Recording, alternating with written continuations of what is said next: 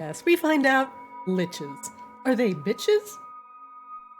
Do they get Or stitches? Goddamn, got me. I I appreciate Also- that was like an NPR intro too. That was real classy. Nice. And it's like, also, later in the episode, dirt magic. Is that a derogatory term? Liches. Some reports say they ain't nothing but hoes and tricks. Holy shit. Are there liches in your neighborhood? Are you hearing strange rites being done at weird hours? If Have you so, seen- you may be entitled to compensation. Has anybody seen the Instagram of the girl? She's like a news anchor in like Ohio or something, and she reads like thirst comments, but she does it like in her news voice. Oh, I have seen Oh, that. Carissa Codell? Yeah, she's Yeah. fantastic. She's amazing. She just did the bracket for like the best one. I gotta rewatch some of those. Some of them are very good. Yeah, she's a power lifter, right? Yeah. She posted one of her deadlifting like an absurd amount of weight that I probably couldn't lift. Strong Just woman, notice me. Oh, the lady. Like, some of those comments are just absolutely wild. Yeah. Also, Yeah. interesting point of consideration on the do horny women spend money on video games category. I've been playing one of those mobile games, the like Clash of Clans styles that's designed to suck all of your money directly out of your wallet Yeah. through the anus. Yeah. I'm Your not wallet's in your doing that. anus? Well, that's how they get the money out of it. It doesn't matter. It seems really inefficient, if I'm being frank. But carry on, please. The I am intrigued. number of horny women who are spending hundreds of dollars on the daily in that game is kind of insane. I don't know why it is. Sorry, you said for what game? It's the one specifically that I'm playing right now is like called Dino Cataclysm something or other. Well, I'm gonna it's need got some- dinosaurs in it. It's perfect sense. Yeah, I'm gonna need some pictures dropped in Discord chat, please, so we can judge the sexiness of these dudes and like the validity there of people is spending money on it. Nothing sexy in this game whatsoever. It's just Oh, okay. So full is it of- dinosaurs though? It, Is the dinosaur it's not, sexy? I'm telling you, it's not the visuals of the game that are attracting people. It's literally for whatever reason, horny women play this game in abundance. No, but Sounds wait, like we you're might- kink shaming. It sounds like you're kink shaming. No. I think we can solve this. I think we can actually solve it. Hang on. Are there dinosaurs? There are dinosaurs. Are the dinosaurs Okay. horny? So here's this. No. Hang on. Time out. There is this well-known phenomenon that blows my mind, and I love it so much. The most popular faction in Warhammer 40k among adult women is guess. Lizardmen? It is Tyrannid. What? Women, adult women are horny for their weird little alien xenomorph gremlin monsters. And nobody knows why. And it's amazing. I just love that factoid that exists. Warhammer 40k, the women love their xenomorph bug monsters. So like it's no surprise to me that you tell me there's a dinosaur game out there that like women are apparently like all about. Yeah, look at that beefcake that I just put in. Oh yeah, no, this totally tracks. What the? Dude, monster fuckers are a real demo, and they deserve our respect because Oh they're my some of the God. only ones with money still. And this is why my editor has to cut the intros. Oh, hey, Is this oh, why? hey, Oh, Amy. you didn't- This specifically. You didn't tell me his It's not name the was Neil. Damn. Not This the fact that our motherfucker's name intros is have gone Neil? for like an hour before. No, it's because of this specifically. We're too horny. No, Right wait. here, I have And it. ladies, he's not just large, he's Gigantopithecus. No, No, I can't. Cut that too. He has so much army capacity. Do you see all that army capacity, you guys? My God, Becky, Look at that. army capacity. I'm gonna need you all to stop. Snuggles. Oh. I like Look. his eyeliner. He's only an SR though. Okay, we gotta stop promoting this other game. Promote my game, which does not have This is my- sexy dinosaurs in it. This is Kozlo's What if fault. it Yeah. again. This is his. Yeah. This is his Wait, aura. hang in effect. on. Hold on. Listen, I have we been turned to a sexy- T-Rex We have once. sexy goblins and bird creatures. So Time for the Wang Doodle makeover episode. Yeah, Wang Doodle, how you feeling? How you doing? Well, now Strike that a I've pose. been told that, you know, he's neither a dinosaur nor attractive. I don't know. I don't know. Maybe I just blow everything up. Who knows? God, Wang Just In hovering today's episode- changes to dinosaurs Wang Doodle gets polymorphed into a sexy tyrannosaur. again. We did spend like 3 whole game sessions, like deeply invested in Wang Doodle's insides. Just saying. That's true. It was honestly pretty lewd. Yeah, YouTube, where you can be inside someone, Graphic. but not like that. And public, which Yep. is, you know, That's gonna go right There was- beside my poster of sometimes you have to fuck a shark. Yep. All Which I right. really wish Wang Doodle had been there for that conversation. and wait, if we count the whale doodle bit too, Yeah. that's technically multiple times you've been starting to. All right, while I do the recap, Kozlo, you have to post your dinosaurs in general, so etc. can see them. Oh, okay. All right, it's time.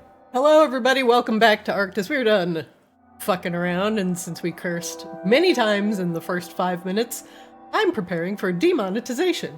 But aside from that, let us continue our story as we get down nitty gritty end.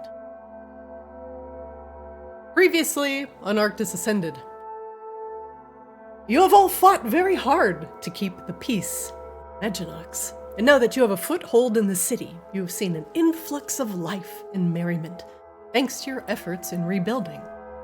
But now, things are stirring underneath the foundation of Maginox.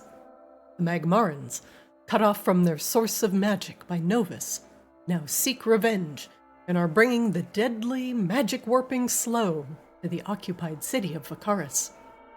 The Magmarans have besieged 2 powerful allies, the Loth-serving Drow, who the Hamaki once served, and the mysterious frost elves of Asir, called the Illumi. Little is known about the 2 other factions, but their goals are clear. Wage war upon Maginox, and take back what they feel is rightfully theirs. The Illumi wish to claim dominion over all of the world trees of Arctis, while the Drow wish to return the Hamaki to the Underdark, kicking and screaming. This has complicated the search for the Blue Abishai. Upon researching why the Merid had left the city of Brass, you had discovered the theft of an ancient relic of the Water Genie, known as the Heart Pearl. Its ability to sense emotions on a grand scale helped them to keep the peace within the Grand Bazaar of the Plains. And without it, the Merid began to slowly withdraw. The only lead was found in a tome within Wang Doodle's academy that held mention of Narcissa, Vacaris, and Garnisha in the city of Brass at the time of the Pearl's theft. But without any proof, nor any trace of the pearl on their person, they were free to leave. Only Narcissa left an item of import that was recorded in the book, an ancient tome, its contents a mystery to history. It was finally time to reluctantly speak with the imprisoned Lich, now that the pieces were falling into place. Hesitant to speak to the party, Narcissa was a captive audience as our heroes explained their predicament. The Illumi were recorded in Arctis' history to be long dead, having fallen to the feral undead after Narcissa refused to take advantage of the Dow's wish. Unlike those that followed Vacaris. Hearing that an Illumi was negotiating with the Magmarans beggared belief, and slow Narcissa's icy exterior began to melt away. The party told Narcissa of the dark whispers of Vanix, the nightmare dragon, during their battle, and how the Dragon of Nightmares claimed he manipulated Narcissa's thoughts, twisting her outlook on Arctis's cycle of life, growth, death, and preservation to something wholly negative. The Lich denied this at first, citing that her knowledge of Arctis was truth, and that the great cosmic dragon used the souls upon his back to power his own selfish journey across the cosmos as he hid from Tiamat. While inherently true, it could be viewed either in a positive or a negative light, depending on how one looked at it. The Great Ice Library gave Arctis a font of knowledge at his disposal, and potentially others as well. There was simply too much risk in Narcissa's mind. If Arctis were devoured, all life and history would be lost. It was then that Narcissa revealed a shocking truth to those with a deep knowledge of elves and arcana. She was not simply a lich, but an undead creature called a Baelnorn, a lich-like creature normally created to safeguard elven nations or used to preserve their knowledge. They generally had a much longer lifespan than regular elves. The tome she procured in the city of Brass was the ritual to create a Baelnorn, and was spearheaded by the Queen of the Illumi. If, in case the feral undead breached the walls of the Illumi's cities, or if Arctis were devoured, Narcissa would hold and safeguard the memories and knowledge of her people. And she would escape to the astral plane, being escape pod. The only thing stopping her were the Ascended, which she claimed wholly preventing things from leaving Arctis and into the astral plane, lest they bring attention to the hiding cosmic dragon. Numerous questions remain. And now we begin. You all had previously assembled a request for a war party, but now you have additional things to bring to the table, including beseeching those that imprisoned Narcissa for her potential release.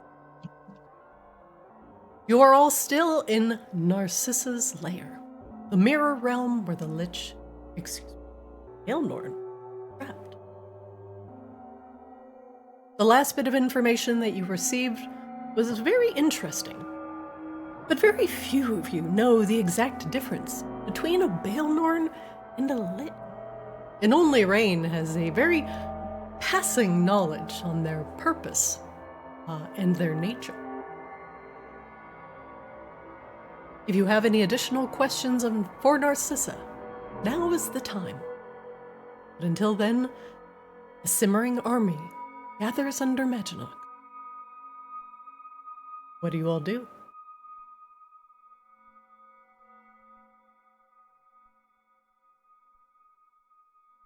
Why are there pole dancing dinosaurs in my chat? Okay. What do you mean? What do you mean? What do you mean? I now have to open chat. Where's the problem, though? All right, so I don't get distracted. I gotta close that. Steeple's fingers. Saved for later. So amongst the party, since you're all connected by Raine's psychic link, I need one question answered, and then you can all talk amongst yourselves. First off, who has Narcissa's skull?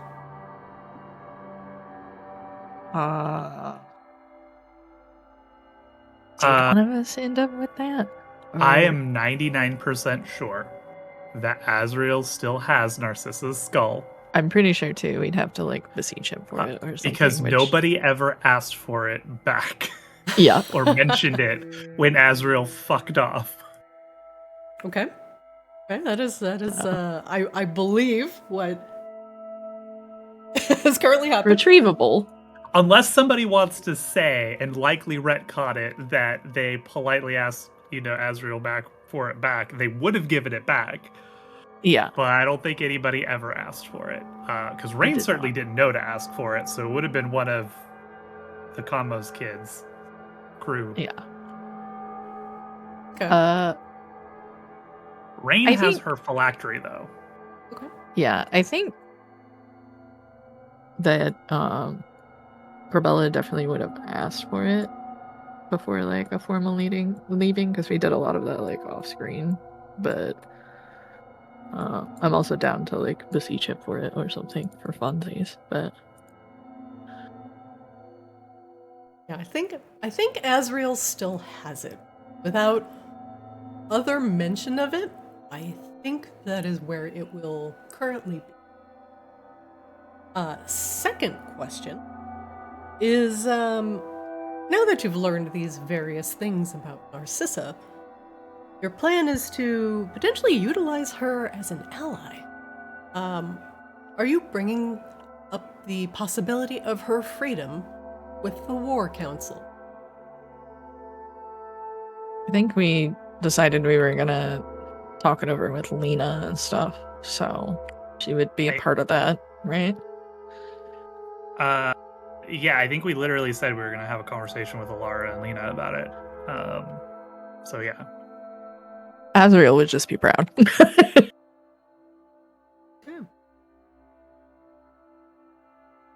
I believe Raine's exact words were, "I'm the fucking queen." So Yeah. Stomps foot. Okay. Now that you've gotten some new information about Narcissa and your current situation, what are your general thoughts? And I kind of want to hear from everybody individually. Even if it's ambivalent, I just kind of want to hear what you all are thinking. I'm going to start with C-Swab. So C-Swab is definitely like, I don't want to say he's just along for the ride because that's not correct, but C-Swab is definitely like he's not as personally invested in the stuff with the Magmarans as say like maybe like Grabella would be. So he's just sort of like, I'm here and I support the decision of the group, but also like we could literally do anything else and I'd be okay with that too. Like I'm very like C-Swab as a whole is like thinking about other stuff and he's just like, I'm here as like a soldier and I will follow my orders. And if this is what we want to do, we're going to do it. But also, maybe my voice doesn't have as much weight as like Grabella and Raine's. I'm more of the follower. Okay. Oslo, what about you? I've been trying to decide how Kozlo feels about this whole thing. I think he's largely looking to others for like the moral compass of what's going on because he basically doesn't have one. He would the entire time be thinking like, potential new customers if we get these people out of here. They could come to my places. Mm-hmm. Probably mildly in favor of working out a deal with Narcissa because Goblin, he just wants to work out deals. He doesn't even necessarily care what the deal is as long as it's like a deal has been worked out. He's good at the deal. Part of the deal, bro. Deal. Hey, what about you, Wang Doodle?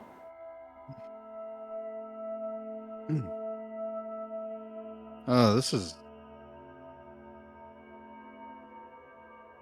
start. I had to start doing the mental separation here. Wang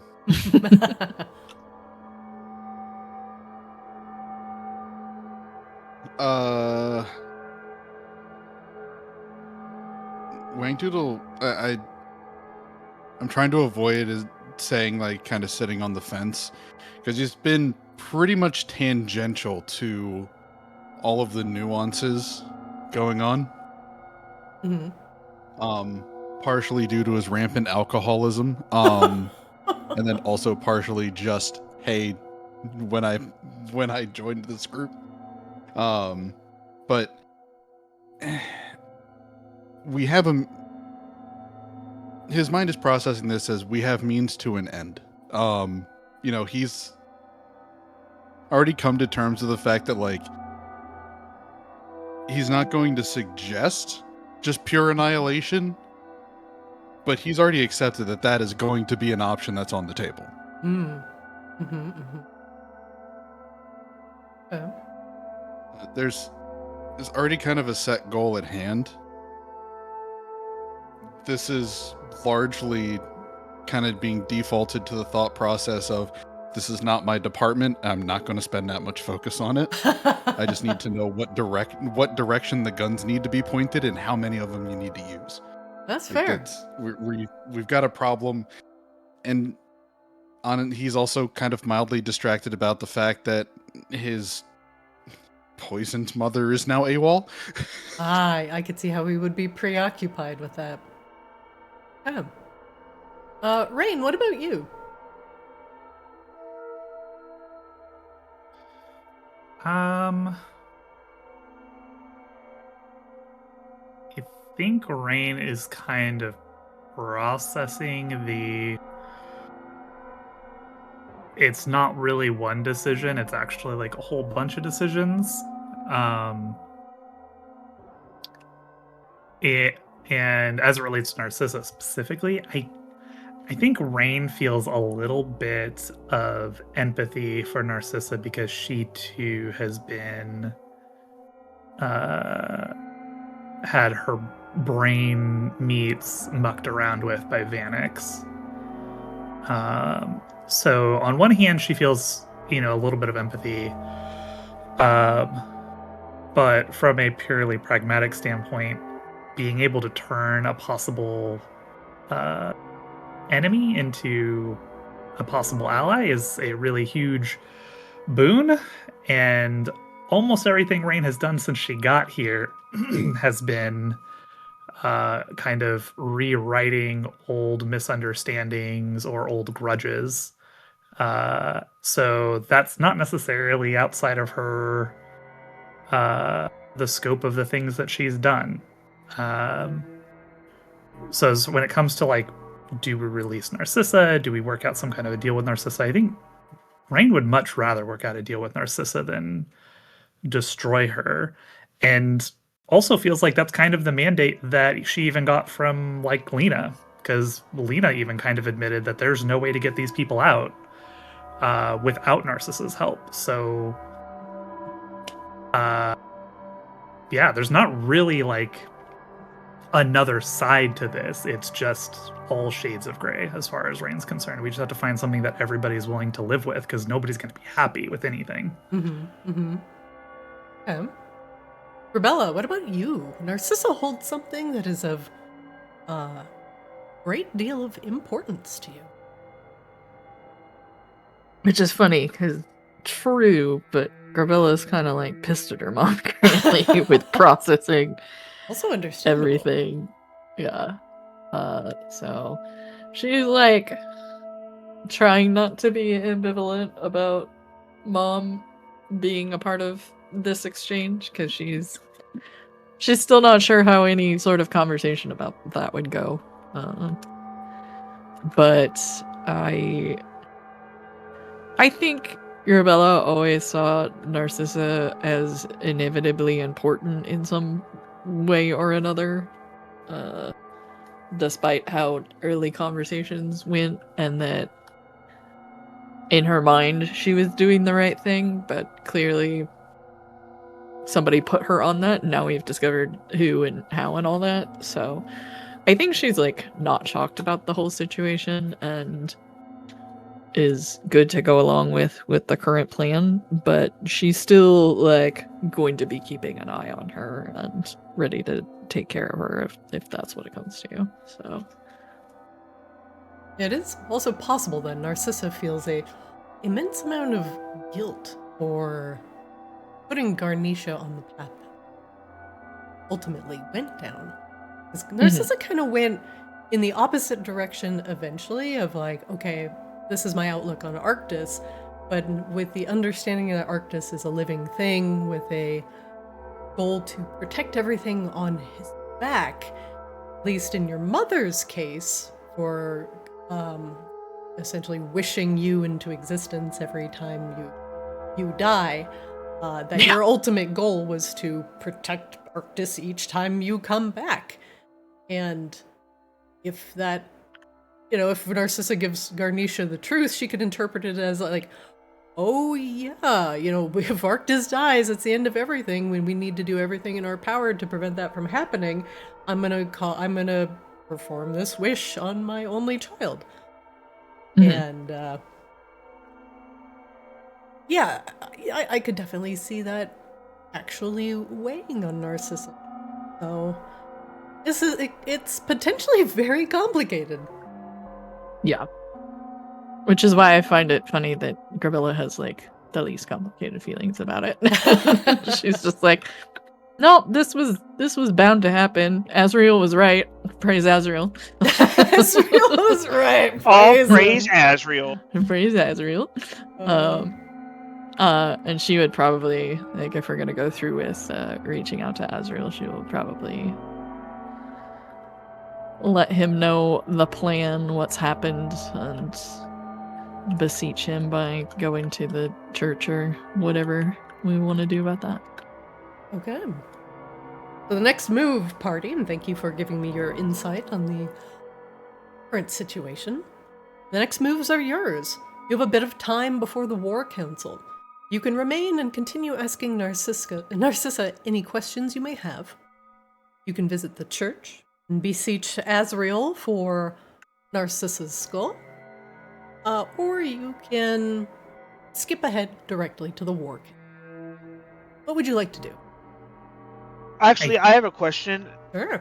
Being that we just basically replaced Wangdoodle's skeleton, do we actually need her skull? Yes, it's a phylactery, so we need it. The Raine has the phylactery, but remember what Catherine said. You cannot create something from nothing. Yeah. It's an ingredient, I guess is the English I should use. And it's an ingredient we need. Well, for starters, that's just not true, but I suppose if you're restricted to dirt magic... For flavor, it's a good ingredient. And unless you want to bring back a lich with a magic repelling skeleton, that choice is entirely up to you. Feronium? Hey, Narcissa, would you like a Feronium brass skull? She would say yes. Oh, yes. Because I think, like, Grabella realizes that she is still pretty selfish and, focused on her wants and desires over literally everything else still. So we have to keep that in mind as we do stuff with her. Yeah, Narcissa definitely has this very haughty, quote-unquote, greater good, but it's entirely focused on the Illumi, the Frost Elves, and not necessarily the other people in Arctis. Yeah. Oh. No. I think that's called is important. Let's empower the Lich. No. All right, party. Discuss it amongst yourselves. What's your next move? Grabella would want to go to the church. I don't know if we wanted to re-review anything with the ladies that are at the Olive Garden, but I feel like we're kind of going over all that at the War Council anyway. Who's at the Olive Garden that we want to talk to? That's where Annalie, Grana, Charlindra, etc. are talking and planning. Oh. Yeah, they should definitely be at the War Council. I'm cool going and getting the skull. Like, that seems fine to me. Yeah, I think that seems fine to me. Have all the pieces that we need, and unless, of course, Azrael's gonna send us on some fucking quest. Yeah. In which case, fuck that guy. We'll beseech Azrael that this is a TLDR need ASAP type of situation. Listen here, you little shit. Azrael, aren't I one of your favorites? Please. Please? He's pretty pleased with sugar on top and whatnot.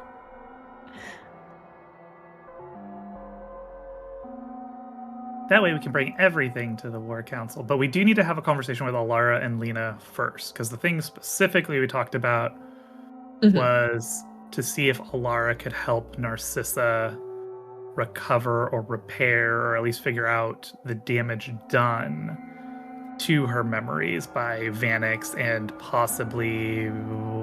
what's her name again? Who are you referring to? The Illumi lady? Oh, Nirvala. Nirvala. Name, can't remember. Yeah. Still working on it. I had to like flip back through notes. So I think that's like the start of the conversation around Narcissa before we get into like freeing her. But I don't think it's a bad idea to have the skull on our person because honestly, we kind of just should have a whole time. But it has a beautiful bow on it. It's gonna be fantastic. Azrael did put a bow on it, or somebody did. I think it was Azrael. How dare you bedazzle the skull? We did talk about bedazzling it as well, and that was the thing. So if this skull has been with Azrael this whole time, Azrael has 1,000% committed to bedazzling it. Yeah, I can see him just hanging out in the plane of fire, just sort of like, sits on his desk. He looks at it, he's like, this needs something. They've drawn like lips on it, like giving it some like eyeliner, some nice long lashes. Yeah, no, this thing is, it looks like, like what people do to the front of their Volkswagen Beetles. Like with like the fake eyelashes around the headlights and like the big like foam lips and shit. It looks like that now. Yeah, absolutely. That is the worst thing I have ever heard. It has a nice like white wig like over the top of it. I love it, but man, Narcissa's gonna hate this. Well, honestly, that sounds like a Narcissa problem to me. Not wrong. Yep. All right, party. Any last questions for Narcissa? Otherwise, we will move on to the Church of Eternal Night.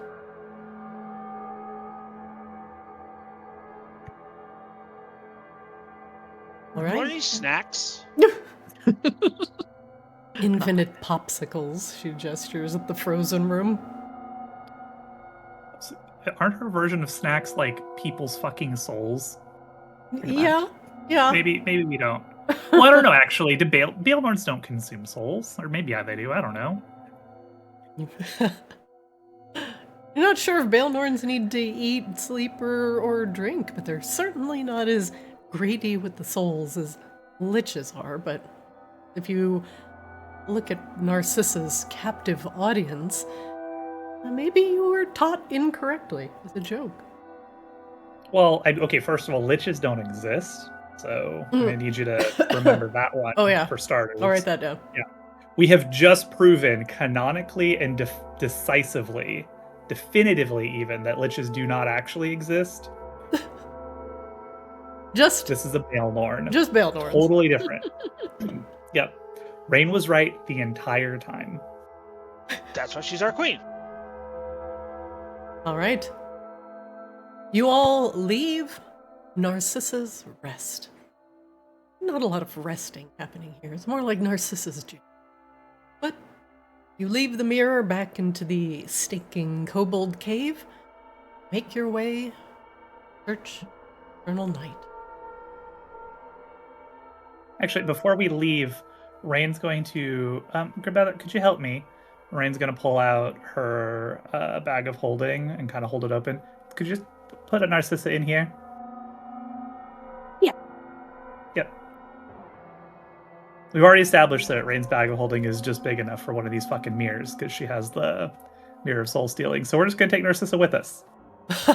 We'll probably need it later, so, Makes sense, yeah. You just scooch her in there. Scooch. Mirror into the bag, right next to the deck of many things. What could possibly go wrong? No grabbing anything in there. Oh, what's this? She is Narcissa getting a simultaneously- hold of the Go deck ahead, of many things would be Amazing. that would certainly be a thing. That would be no, peak. like Narcissa has a high intelligence. She knows if she turned down a fucking Dow wish, she knows better than the fuck with the deck of many things. That's probably true, actually. But would 'Cause she it's- pass it to someone else and be like, "All right, cut the deck and deal one"? Who's No she context. who's she gonna pass it to? The hag trapped in the iron flask that's also sitting in Raine's bag of holding. You guys Sure. have a lot of creatures in containers, actually. At least this 2. is- 3. this is That's been your the theme fault. since Kamos. So You Catch just 'em, got catch 'em, rid of gotta creatures catch in 'em all. containers. Gotta catch 'em all. Is she like our epic ice ghost Pokemon? Is that what we've done here? Oh yeah, she's definitely like our Oh. Articuno right now. I was gonna say there has to be a ghost ice Pokemon. I just can't think of one off the top of my Good lord. Post your best ghost ice Pokemon in chat. Alright. We will make our way. Church of Eternal Night. You've put Narcissa's mirror, a pocket realm, inside another pocket realm. Crazy shit happening in that bag. Alright.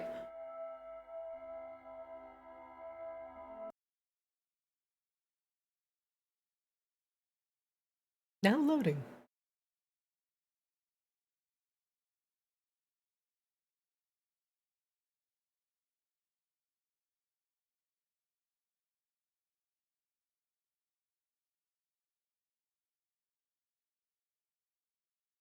Now loading. Maybe.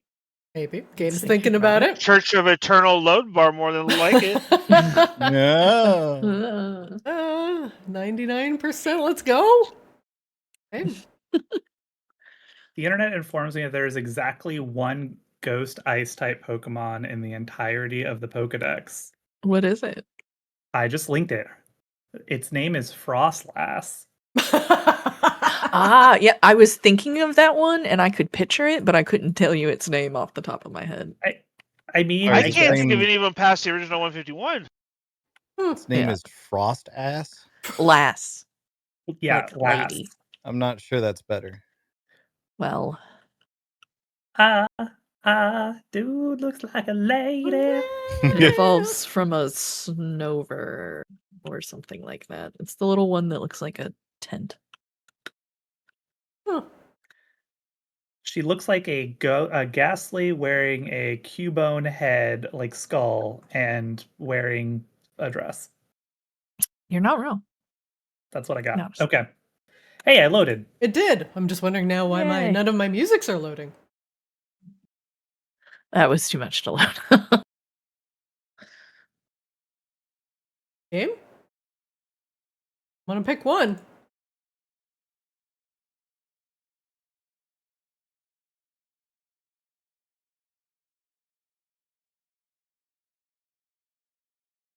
Apparently the servers might be chugging tonight. We'll find one that loads. They cut the cord in the straight.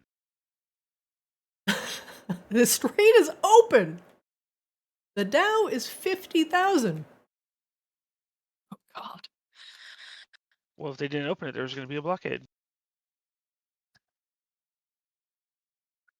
I am looking for any track that will play.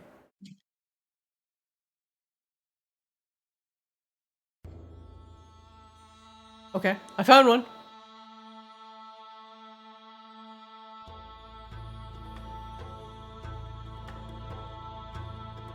All right. Y'all return back to the Church of Eternal Night. The slurry of wet snow falls upon your heads.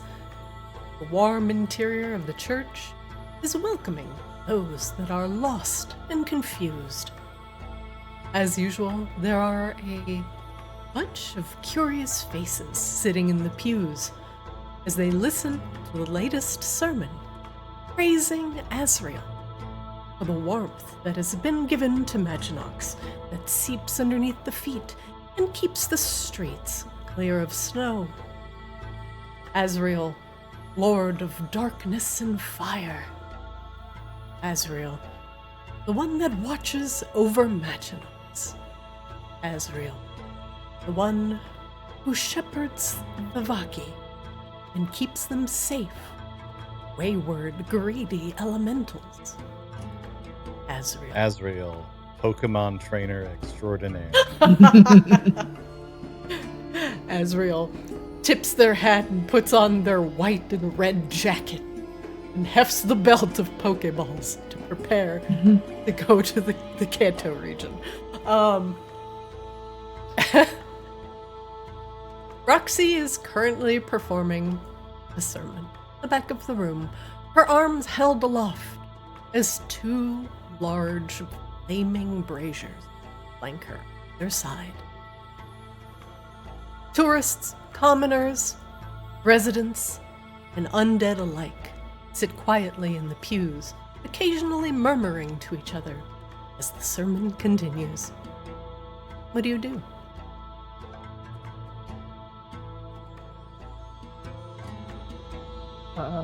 We peacefully take our seats until they are finished with the sermon. As we are devoted followers of Azrael, we would do nothing to interrupt.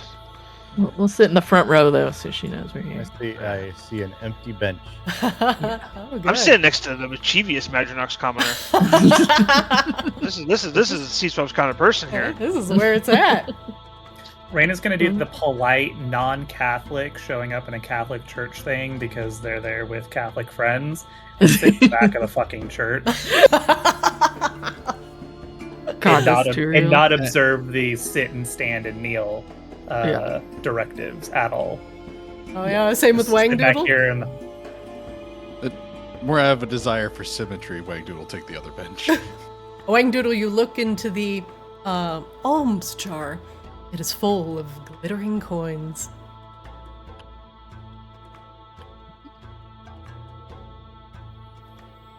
And that's my. Hey, Raine, does this congregation look like bigger than the last time we were here? No, Frank's not here. Should we be Think worried it's- about that? Frank? Yeah. I don't think so. Callie is specifically tasked with keeping an eye on Frank and keeping him safe. And she now has the resources of an entire guard detail, so I hope not. I mean, I'm sure you can understand that. At first, I wasn't concerned about Bones interacting with magic and suddenly disappearing, but I mean, look at where we are now. Well, that mostly seems like you failed to learn the first several lessons that the Slow was trying to teach you, and then finally you got whammied, so now you have learned the lesson that Slow was trying to teach you. But otherwise, I suppose you're not wrong. I don't know, I can only keep track of so many skeletons at once, Wangdoodle. Kind of been preoccupied with yours lately. Yeah, you and me both, you know? Maybe this is one that we allow for some delegation and just trust, but maybe verify later. Okay, look, when this is all said and done, I'm gonna need some time off to go try find myself, like quite literally. Yeah, that was always allowed. You have unlimited PTO. You just have to get it approved first. Unlimited PTO. Azrael did protect their children of Maginox. Both a walking undead, reborn into a new life that they merely did not ask for. They came back to live again in Azrael's service. Before we end today's sermon, we have the Blessed of Azrael joining us. Yes. Please. She beckons for C-Swab, Kazo, and Grabella very specifically to come up.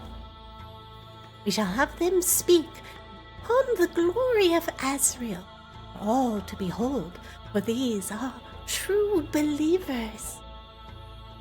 Blessed of Azrael. Please, Oslo, come up here and speak on the many glories of our burning lord.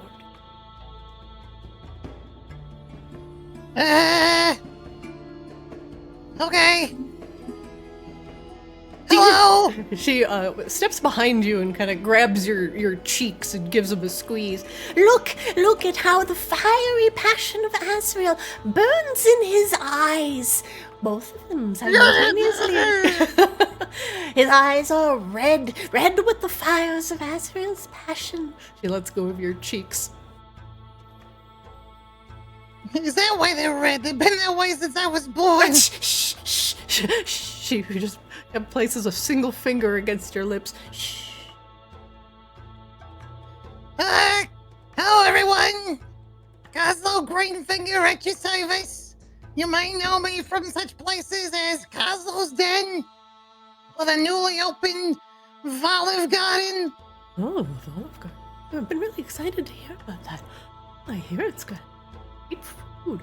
Did you hear they had baths? You hear the various murmurings in the congregation. Oh, I got one of their flyers. I'm so excited. Yeah, so Azrael's pretty cool. We used to get in a lot of fights with him. Not like fighting them, but like fighting other things with them. And they were there. Oh, we have all struggled with our faith, yes. Roxy says behind you.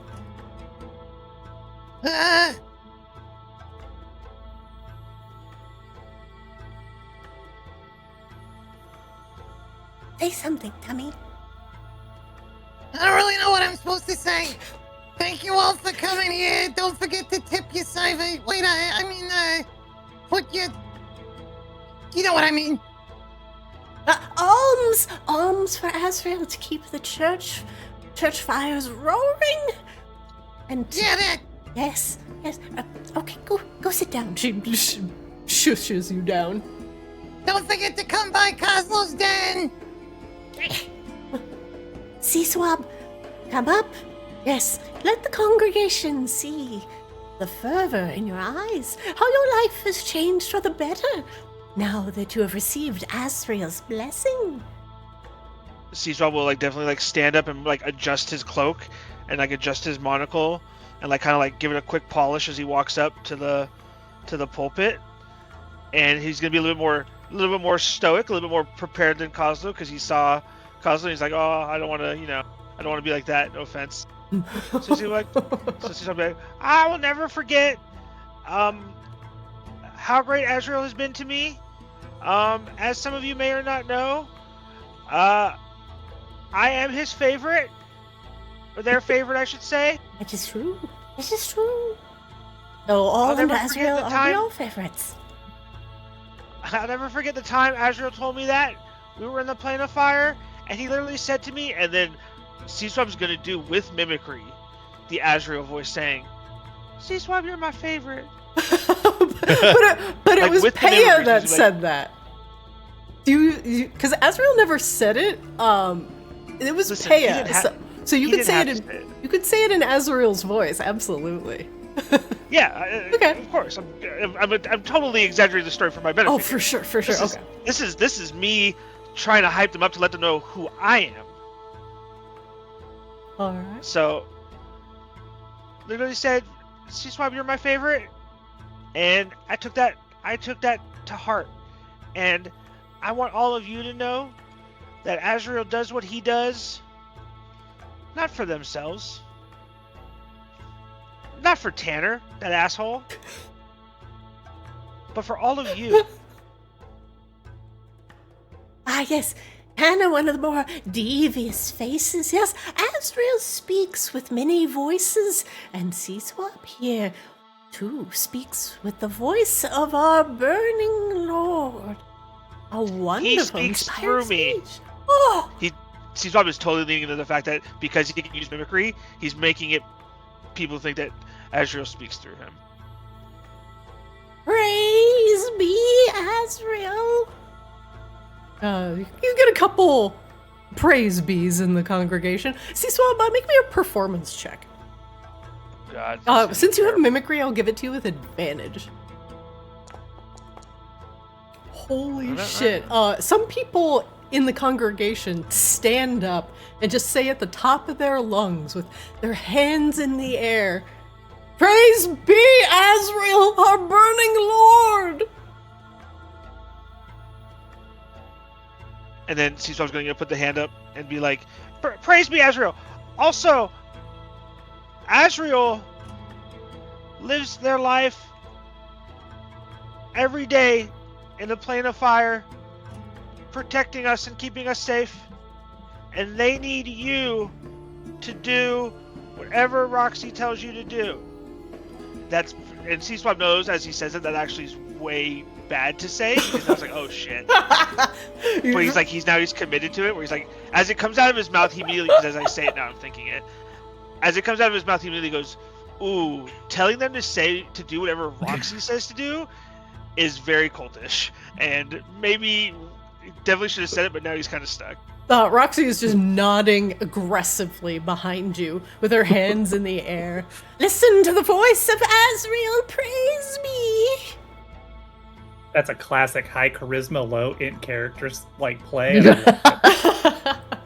It's not that it was just, he got a little caught up in the moment. Yeah. You got caught up in your own high charisma.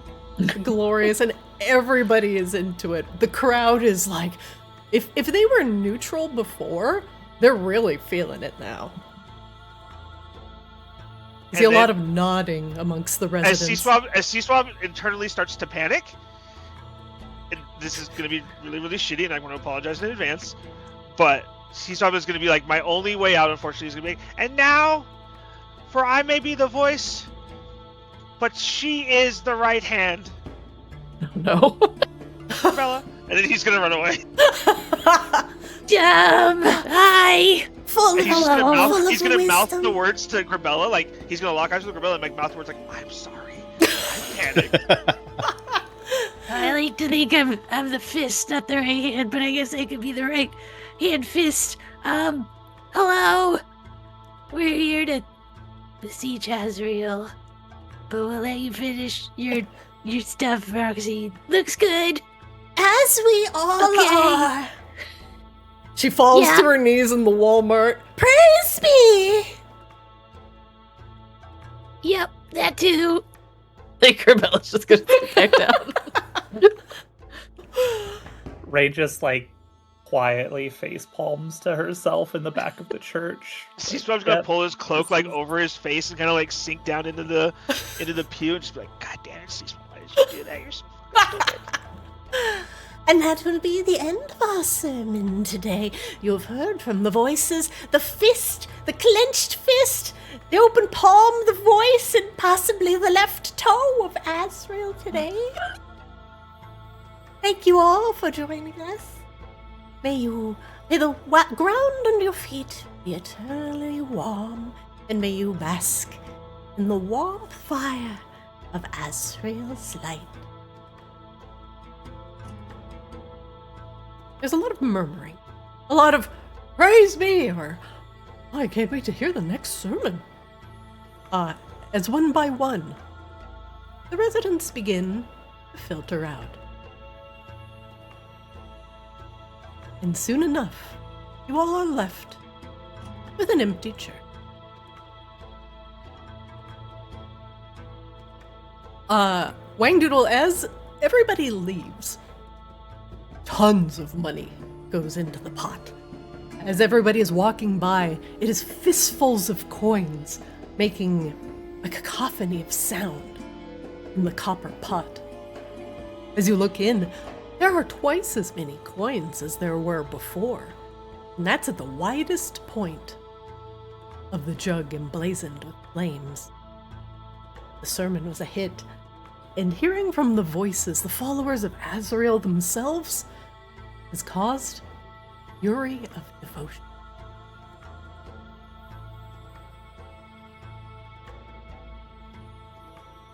Hooray, we're Why do- grifters. Wangdo just looks up from the jar and just goes, "This This has got to be the easiest game in town.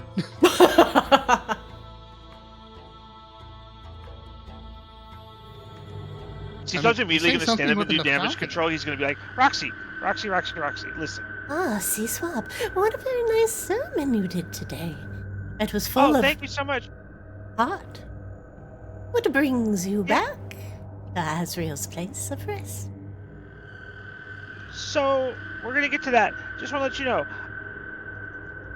with great power comes great responsibility, and I don't need you to go crazy with the followers and doing things that Azrael wouldn't approve of, if you know what I mean. Of course not. Everything here is Azrael approved. You see, the fires glow brightly, ever brighter, the more devotion we give to them. You see, now they burn passionately. Yes, Azrael is pleased. But Azrael will be even more pleased soon. Soon. She says it That was very, ominous. very ominously. A mischievous Seaswab's smile like, crosses her lips. Seaswab, roll insight for me. Please. I need a one-time dealer.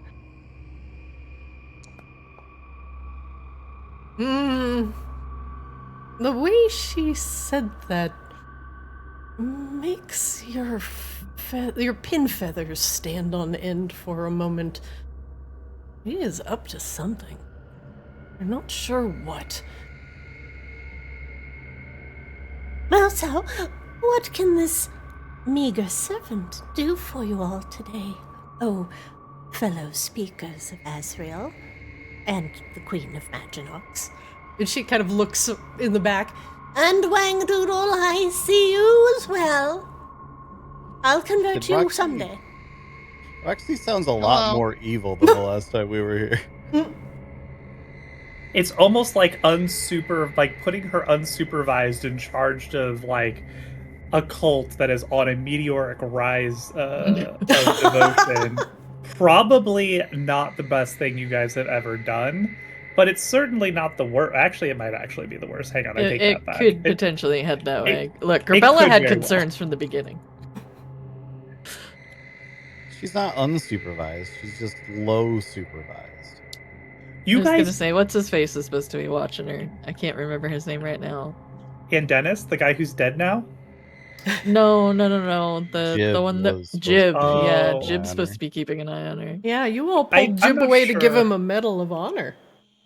I'm Yeah. not Yeah, sure and he's been Jib doing that is, for the like- past 2 months. Yeah, he's I'm not supposed sure to Jim was ever going to be a theologian, guys. Like, he's not going to argue points of faith with Roxy. That's why he's perfect for the job, is he will recognize when she's going off the rails.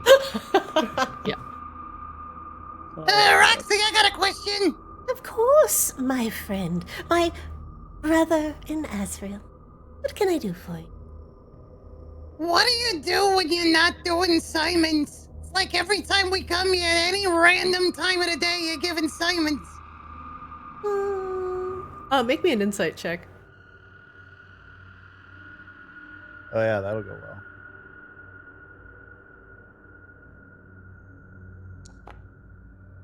Perfect. She looks at you and says, Oh, I've taken up a small interest in gardening. Seaswab's what's definitely it gonna perk up growing? like gardening. What? Seaswab immediately thinks it's dead bodies. Immediately thinks it's dead bodies. His mind immediately goes, she's burying bodies. make me an insight check, Seaswab.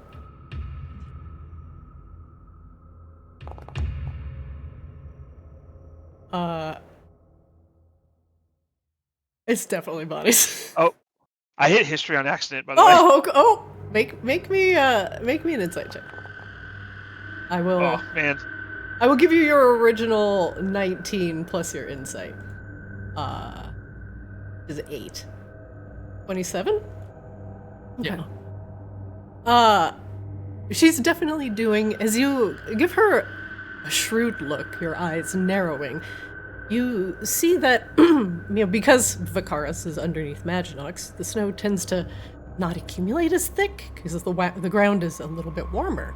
And you see a bit of mud on her boots, just a little bit, which she tries to cover with a hem of her flame-embroidered. Just a bit of running. As she pulls her robe over her, you see a little bit of dirt underneath her fingernails as well.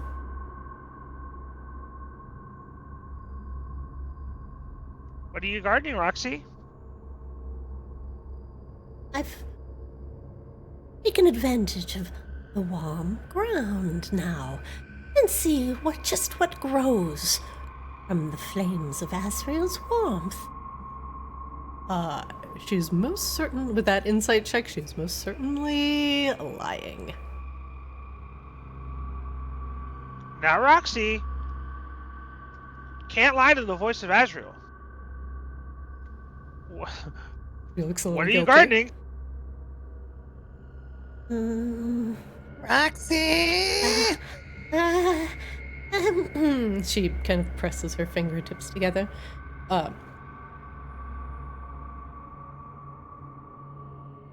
We all have dreams and ambitions. Yes, Azrael has shown me a new light, a new way, the way of the wayward soul. In my dreams, Azrael led me to a plot of dirt. Simple, uninteresting. But heeding his words, I began to dig. And dig I did. And what I found was what my heart has been searching for this entire time. Ice cream? That too. There was ice cream in the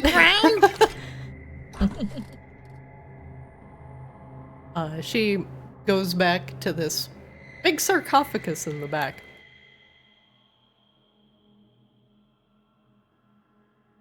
As you all might, I'm sorry. as you all might Question. remember. Oh, yes, go on, my queen. This is a clarifying question. Is Roxy the one who is emanating that purple V effect? Yes. Okay. Is that at all unsettling to anybody else here? I'm gonna be honest. I literally can't see it. Yeah, I didn't really notice it until you pointed it out. Okay. Well, we'll carry on. Sorry. This is y'all's mess. You need to clean it up. Technically, this is also your mess, just not as this character.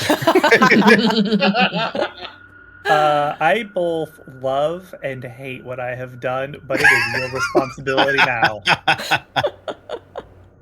Roxy puts a tiny green hand on the sarcophagus. What do you got in there? A surprise?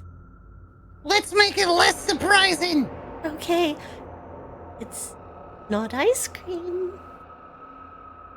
Okay, that technically makes it less surprising, but not by a lot.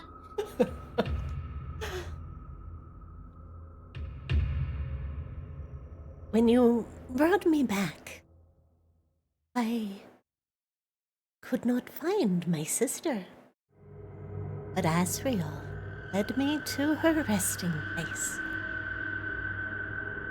She was full of unrest. But now, thanks to the power of Azrael and Maginox, we shall bring her back in all of her glory. I have missed her terribly. And so now she can, well, live again here in the city of eternal darkness. She'll have friends like Frank. Though the meat is gone from her bones, she will return and live a fruitful life in service of Azrael.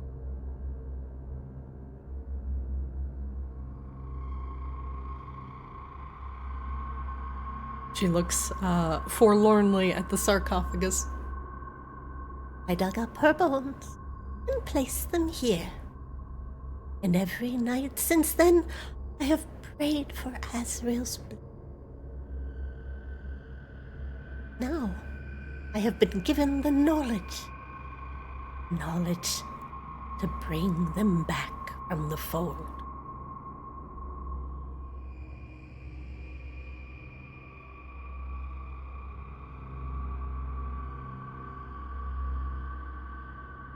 So what, are you gonna turn her into an animated skeleton or something? That's putting it rather simply, but she will return as my sister, of course. She just not be as cute and green, and she will work here in the church as a living example of Azrael's glory. You can't do that. Of course I can. Azrael has given me the knowledge. And look at you. You're a reborn yourself. Yeah, but I'm reborn in a way that people are okay with, and I have all of my parts. There are a lot of people that are, if they see your sister, are gonna want to kill you and her. You understand that, right? She will be clean and meatless. Yes, like Frank. Nude bones, 100% nude. That's I creepy. don't like how you just said that. You put a lot of emphasis on the word nude, and That's your sister, for fuck's sake. Meatless. Yes. What? That Grabella I don't know is what his beautiful. dietary preferences have to do with this. Look at Grabella. She is whole, beautiful, and strong. And Frank, no one minds him. He is just a bleached bone boy. But anything in between is untoward? No, today we change that. The in-betweeners, the ones that perhaps even still have a little meat left, can still be a part of Maginox. We should not discriminate.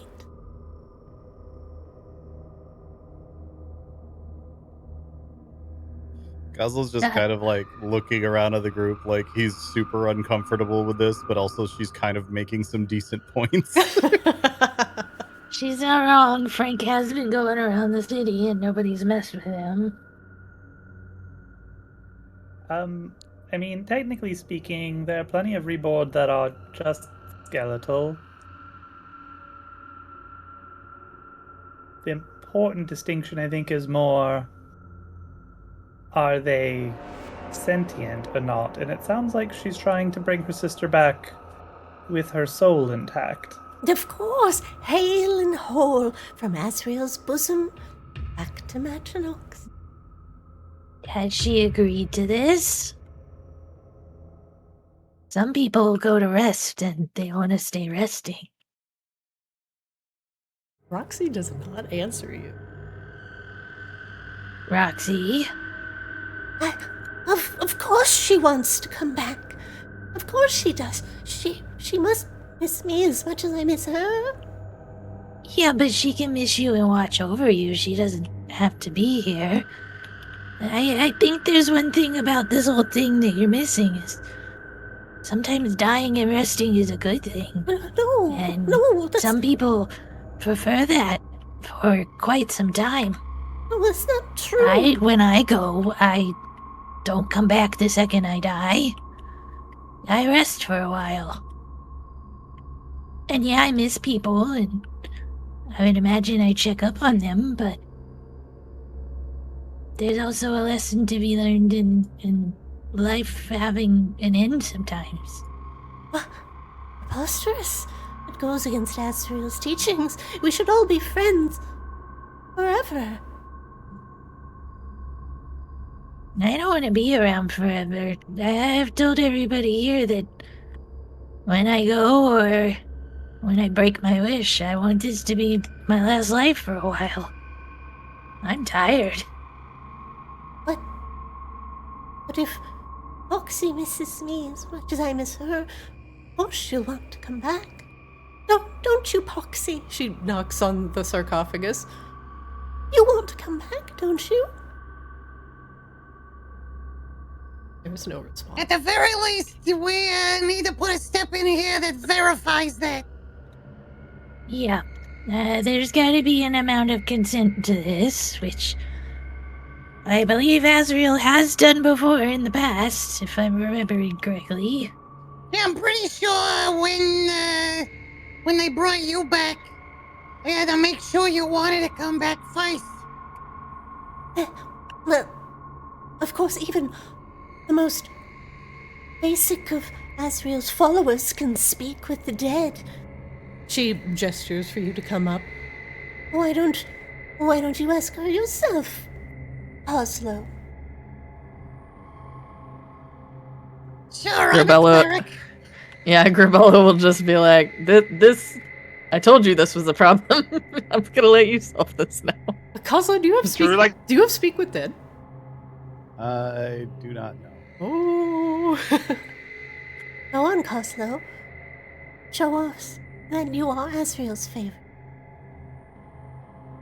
Oh, damn. We getting a theological schism up in this bitch.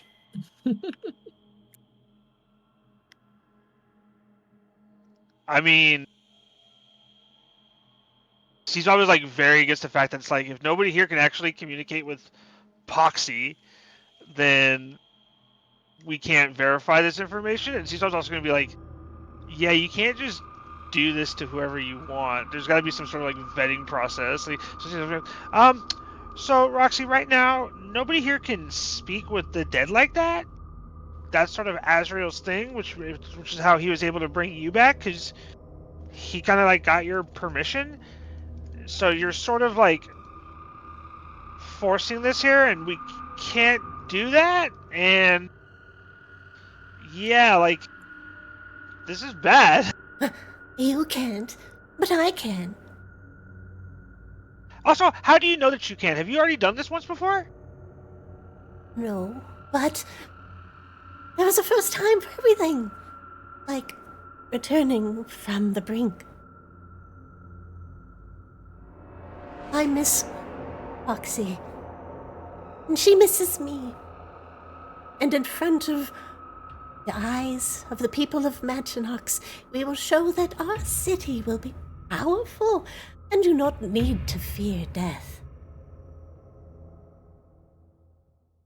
Didn't we do this whole thing about how you weren't supposed to ever let anyone know about that? She glances sideways at Coslo. What better way to protect our city than to bring those back when they have something to protect?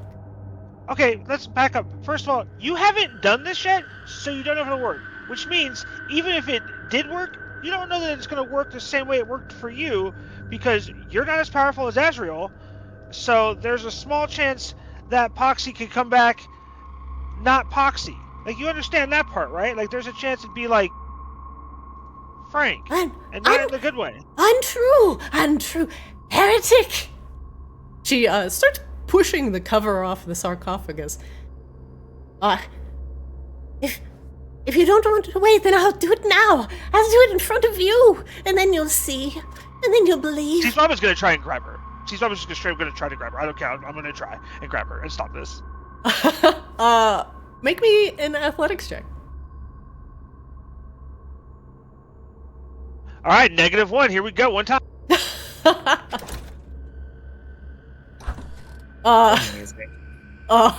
Nice. A 2. I tripped going up the stairs. Look, technically, she could roll even worse than that. Probably. Actually, I don't know what Roxy's strength is. Oh my god. Oh my god. Oh my god. What is happening? I went to the bathroom for 10 seconds. Okay, yeah, I'll tell you. I'm going to tell you, Grabella. I said I'm going to try and stop Roxy by grabbing her and stopping her from what she's trying to do. I proceeded to roll a 2, and then Roxy counters with a 5. It is, All right, it is you know two what? small children that you can easily push us apart by our foreheads and stop. Yeah, Grabella's gonna do that for the record. No! Hold them both back by their foreheads, like they're. Grabella, Idiot make me an athletics check. Oh, do I have to? I think I passively get both of their asses, but I'll do it just for fun. I think your passive plus is better than that. I'm pretty sure my passive just fucking beats the shit. If you roll a nat one, it wouldn't Just matter. your strength bonus is higher, like even before you include the skill. She gets to roll athletics or acrobatics to resist a grapple. Ooh, Yeah, Grabella even can roll. with my shit roll, it's a 19. Yeah. Grabella, you are now holding a squirming, screeching Roxy. No! No! Put me down! Put me down! She wants to come back! We're As gonna Seaswamp gets stop. pushed away, as Seaswamp gets pushed away, he's just gonna brush his cloak off and be like, could have stepped in a little sooner next time. Well, I was thinking about peeing. Scream! Grabella is going to let Seaswamp go, but she's going to pick Roxy up by her robe. All right, we're gonna do what we came here to do. She's gonna walk over to the fire. Put me down! Azrael, Put we me need to down! chat. Put me down! Azrael wills it! Azrael wills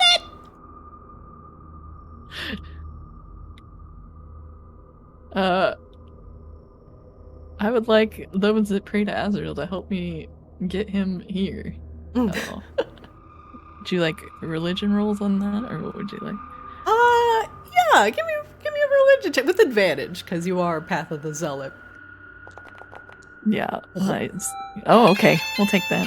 Grabella is the one true believer! She is the one! I guess I'm the right fucking fist She today for is sure. the one!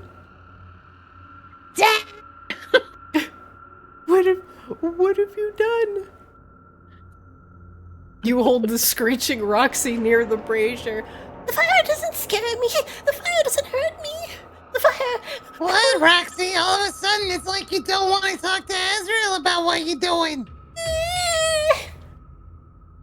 Almost like you know you're full of shit. I just want to bring her back!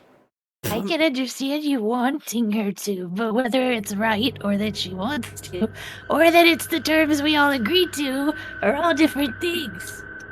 And you should be doing all of this in memory of her more than bringing her back to a plane she may not want to be at. Do you know how peaceful death is? No! It is not like she's gonna have a great time being a skeleton. You should actually know how peaceful death is, Roxy. You freaking died! It's scary and dark and lonely.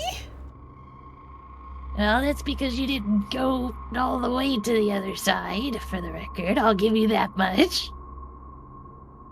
In the flames, the But wraith... we asked you if you wanted to come back now, didn't we? Yes? Hi, Azrael. We need to talk to you about something, but I also want to talk to you about this one. And she just holds Roxy up to the fire, and Azrael maybe singeing her eyebrows a little bit. Oh, my burning lord. Hi. She wiggles some fingers at Azrael. Azrael glances down, but looks at Grabella and not Roxy. Are our friends giving you any trouble? She puts Roxy down. She's bringing somebody back without asking, but we also need to talk to you about something else And so we'll just bring it important. forward. Also, did you give her powers to resurrect? Because she claims that you did. Doesn't seem like you. Azrael looks down at Roxy with a frown. Roxy? Oh, you were told that you wouldn't use this power irresponsibly. It was to understand the balance of life and death. He doesn't understand that. That's why I brought you here, and we also just needed to talk to you. And that the sanctity of friendship is rooted in the willingness to return. Oh. I'm not doing this to be mean, Roxy, but if you're gonna take what Azrael is doing here seriously, it's gotta go both ways, and it's gotta be something everybody agreed upon. If she wants to come back as a skeleton, that's fine, but Make What sure if she wants doesn't? it.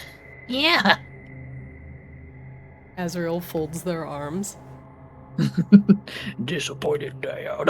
Now, Roxy, you understand that some friends don't get the choice to come back because of the slow. Yes. Yep.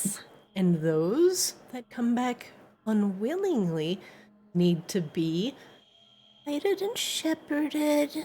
But I was gonna guide and shepherd her. I was gonna give her a job at the church. But did you ask her if she wanted to come back?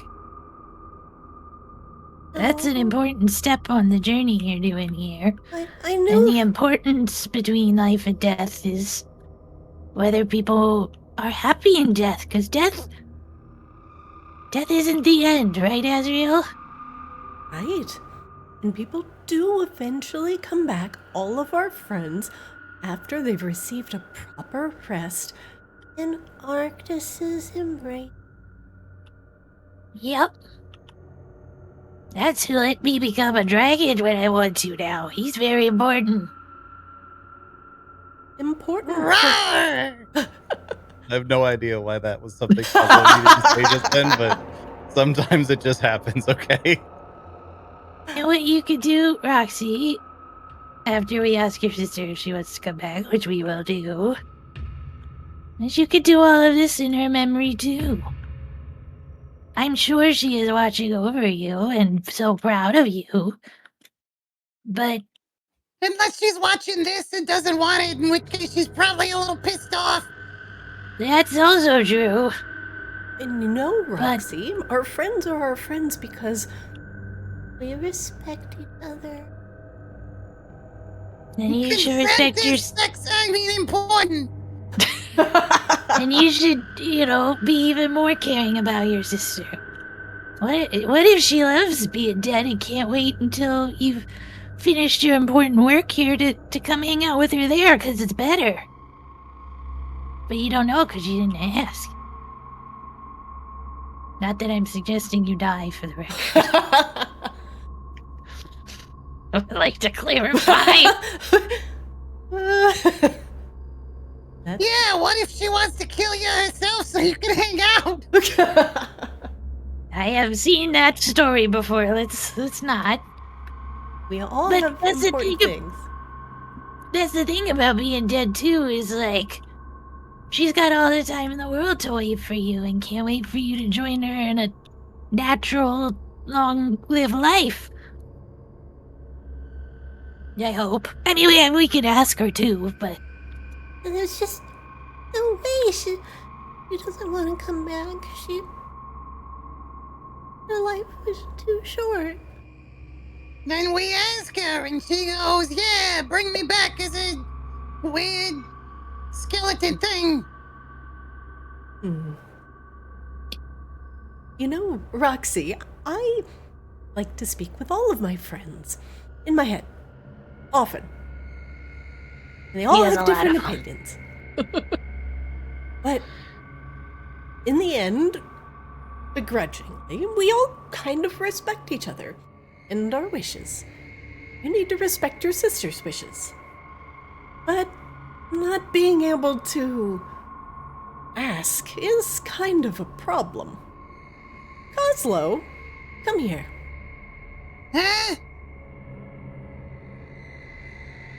Huh? Azrael extends a hand wreathed in flame. Come here. He place a hand upon your wispy-haired head and ruffle the few remaining white hairs that are left.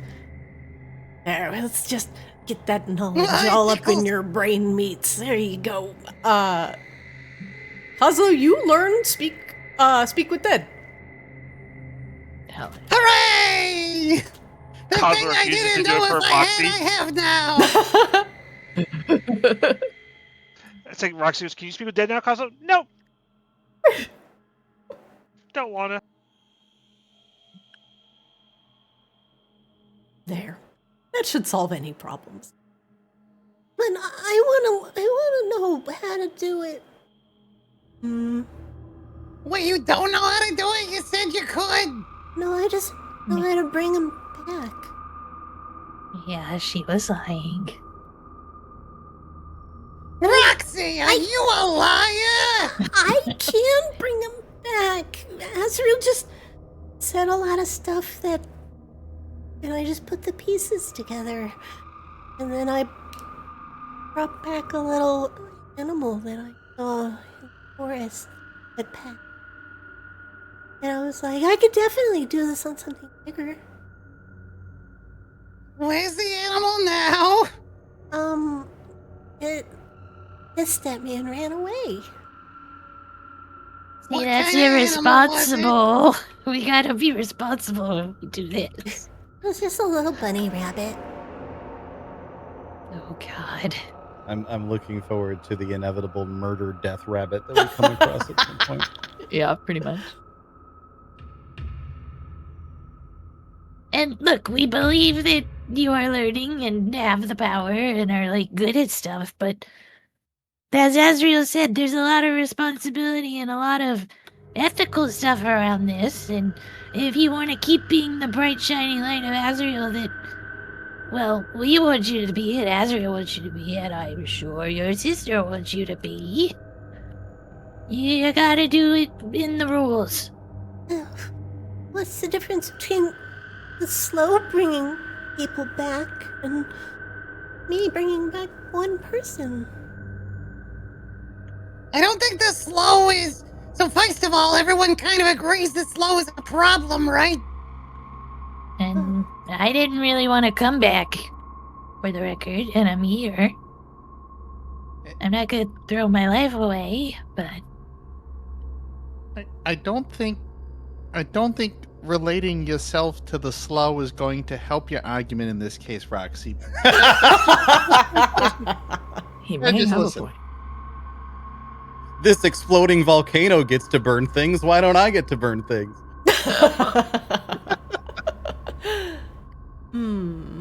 I think Roxy might need a little bit of... Azrael leans down to Coslow and whispers in his ear, sensitivity training. Oh, I'll call Aisha! It might do her a little good to be around some friends that are a little less fortunate. You know, HR came back, and now they can only really say HR.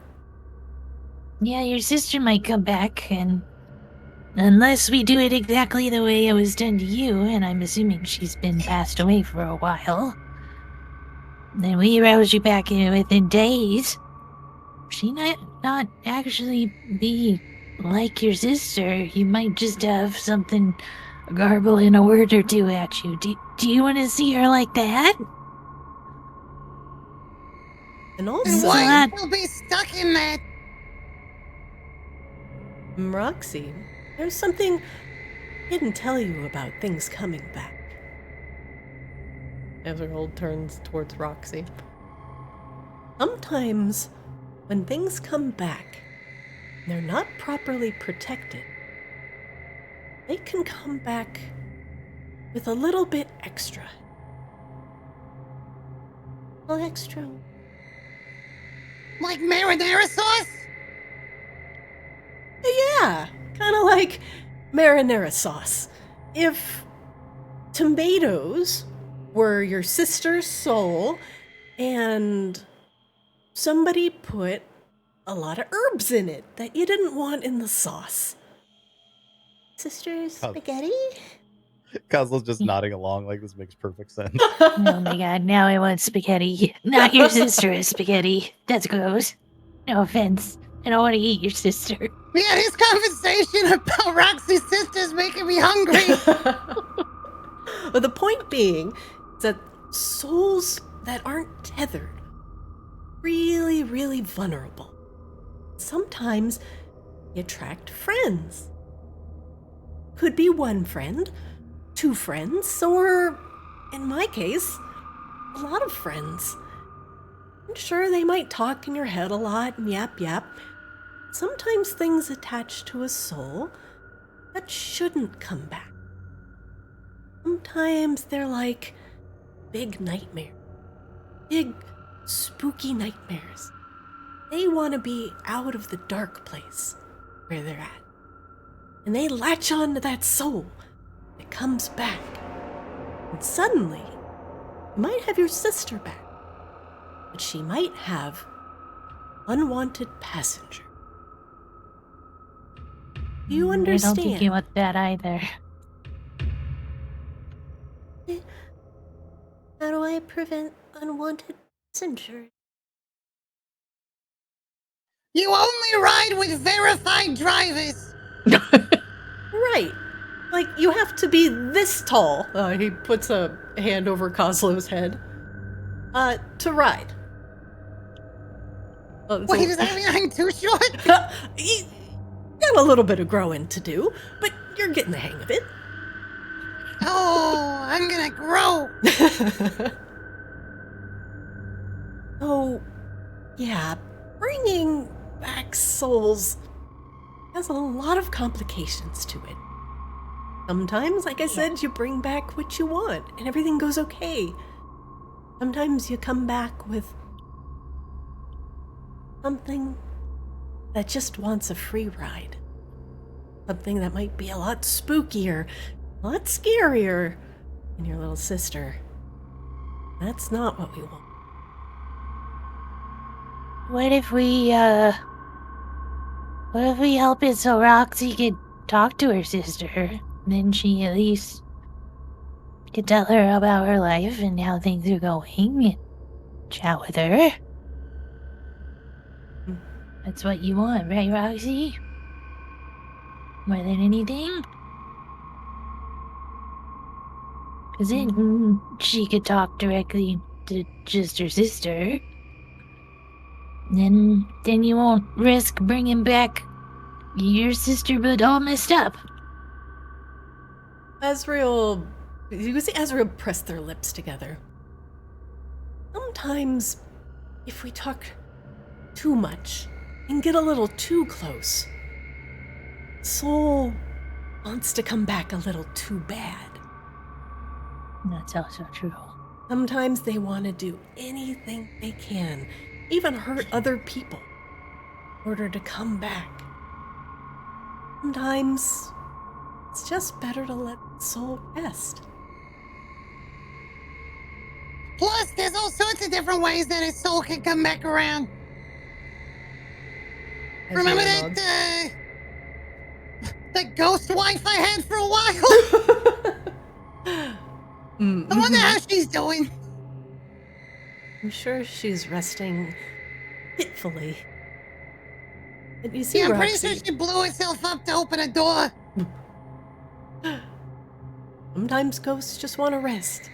And they'll do crazy things like blow themselves up to deactivate a magical door in order to do it. Oh, Wonder if she's the one that got me pregnant. But at the end of the day, Roxy, that means your sister is happy and resting. And when you guys do get to see each other again, it's going to be the greatest day for both of you.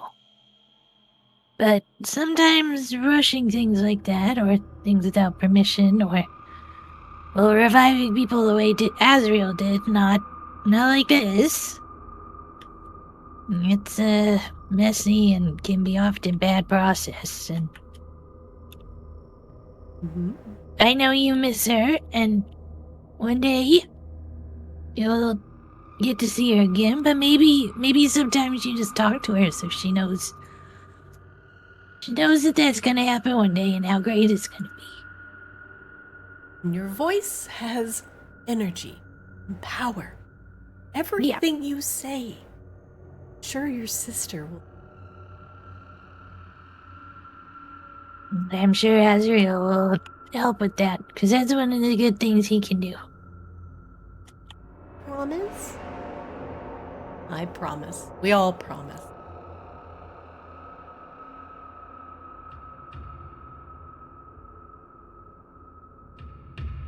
But you gotta be really careful with what you can do there.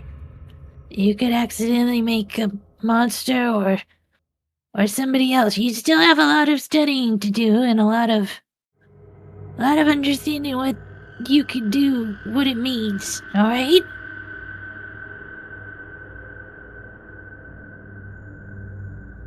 Remember, souls, especially those that remember, are still people.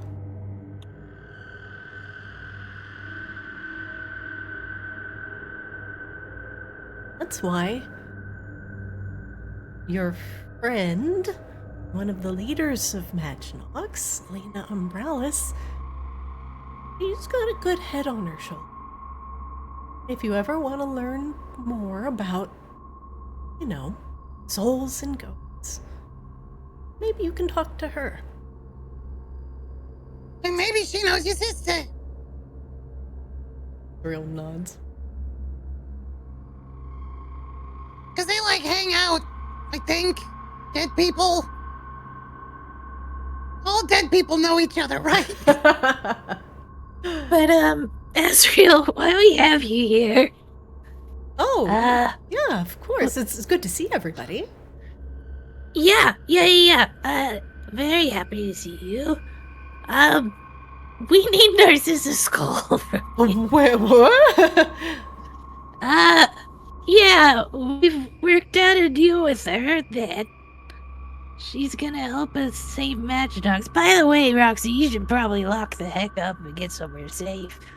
The Magmarans are trying to march on, Arctis, and we figured out how manipulated Narciso is, and, that the person doing all of this might be a nice person like she is, and, yeah, we need her skull back.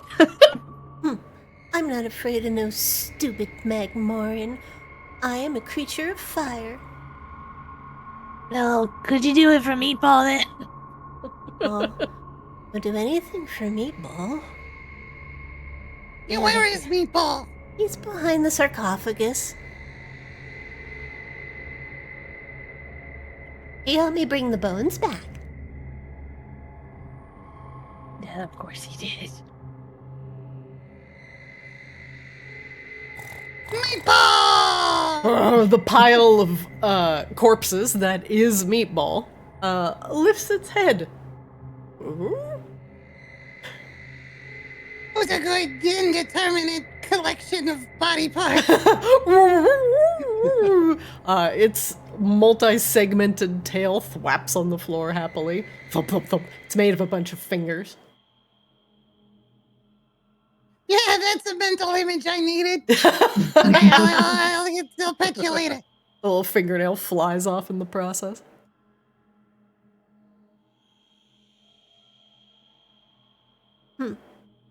If the Magmorans do come, then I think the people will be scared.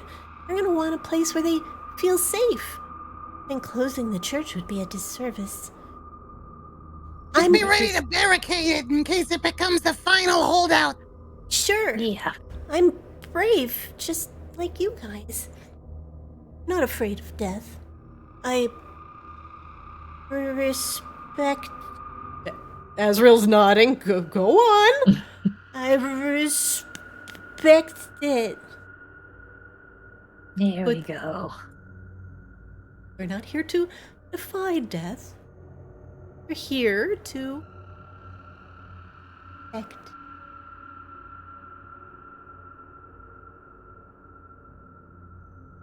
And sometimes, but not always, respecting death means telling it to fuck off. exactly. So You tell it to fuck off respectfully. I will do anything in my power for you all. You want Narcissus Skull? Azrael kind of reaches behind them and brings out Narcissus' very bedazzled skull. There's gems Did all you have over that it. in your ass? No, it was just behind me on the table where I do planning. Anyway. Is there a table back there? There's no table. Azrael's just pointing to nothing. This is void in a portal wreathed in fire. No more questions. Anyway, I made it a little bit prettier. There's some gems on it, and I gave it some lashes, and some permanent lipstick. It needed some. It doesn't have any lips. It's fine. I just kind of put it around the gum line where like the teeth meet the bone. Oh God, she's gonna hate this, I but can't I wait think to it's show funny. this. And I mean, the bedazzling could use a little bit of work. I didn't have time to like do the individual She's gems. well, will definitely play the advocate. It's like, to be fair, it's not like we ever planned on giving it back to her. I just kind of like Yeah. dunked it in glue, and then I dunked it in a bunch of assorted gems that we found in the Plane of Fire. Azrael shrugs. It is very pretty. I left Tanner to do the arts and crafts, and apparently it's not Tanner's forte. But I have you all know Tanner. it She's was from under his very breath. She's therapeutic. from under his breath. It's just gonna be like, fucking Tanner. I love that of I'm- all of the voices, Tanner's the only one any of you guys fucking remember. I am That was glad that typically the most traumatizing. It's true. I is think why. I am just glad that Tanner has new hobbies. You know, sometimes if you don't want to do something, sometimes it's just needed to really calm the soul down and be a little less angry. And you know what? I think it kind of worked. Fair enough. Azrael holds out I'm the sorry, skull. did you put Tanner through art therapy? I did. Wonderful. Amazing. Roxy reaches for the skull. Ooh, pretty. No, not for you, little one. Not for you. Azrael hands it to Kozlo, since Kozlo is the closest. Kozlo will quickly. Probably not even that quickly, but as soon as he gets it, he's just looking at all the gems, trying to figure out if any of them are like super valuable. Make me an insight check. You say insight? Yeah. Yeah, that always goes well.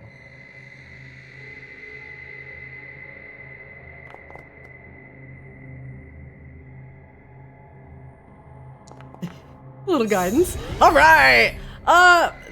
They're just like uncut rocks glued on in a random formation.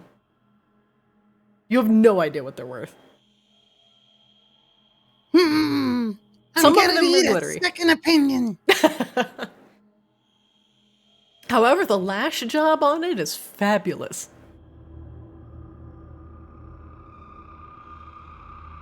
Yeah, I told Tanner maybe in a past life we should have been an eyelash technician. But there you go. One Narcissus skull, as requested. Now, I fully believe that Tanner has lots of experience using tools near people's eyes. oh, that is definitely, that is definitely where that correlation came from. We're gonna have a talk. But anyway, is that all you needed from me? And did we all learn a very valuable lesson here?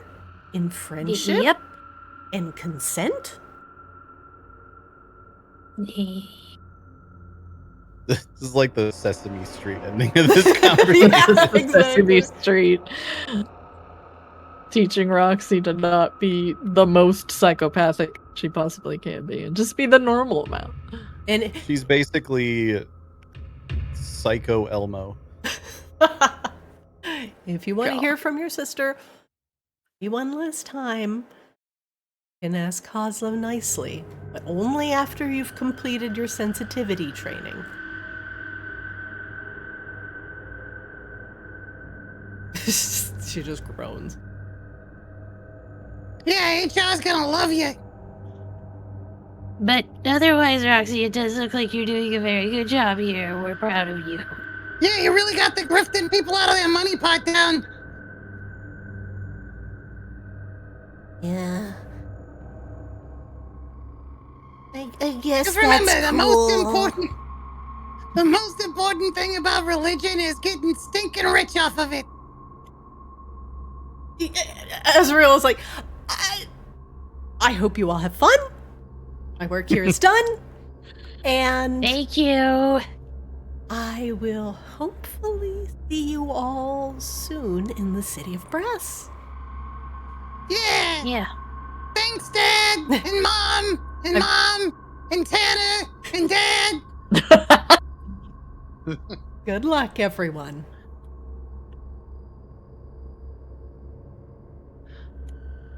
Azrael's form shimmers and disappears back into the brazier of... Oh, Roxy just looks sad. Hazel, can I talk to her now? Just once?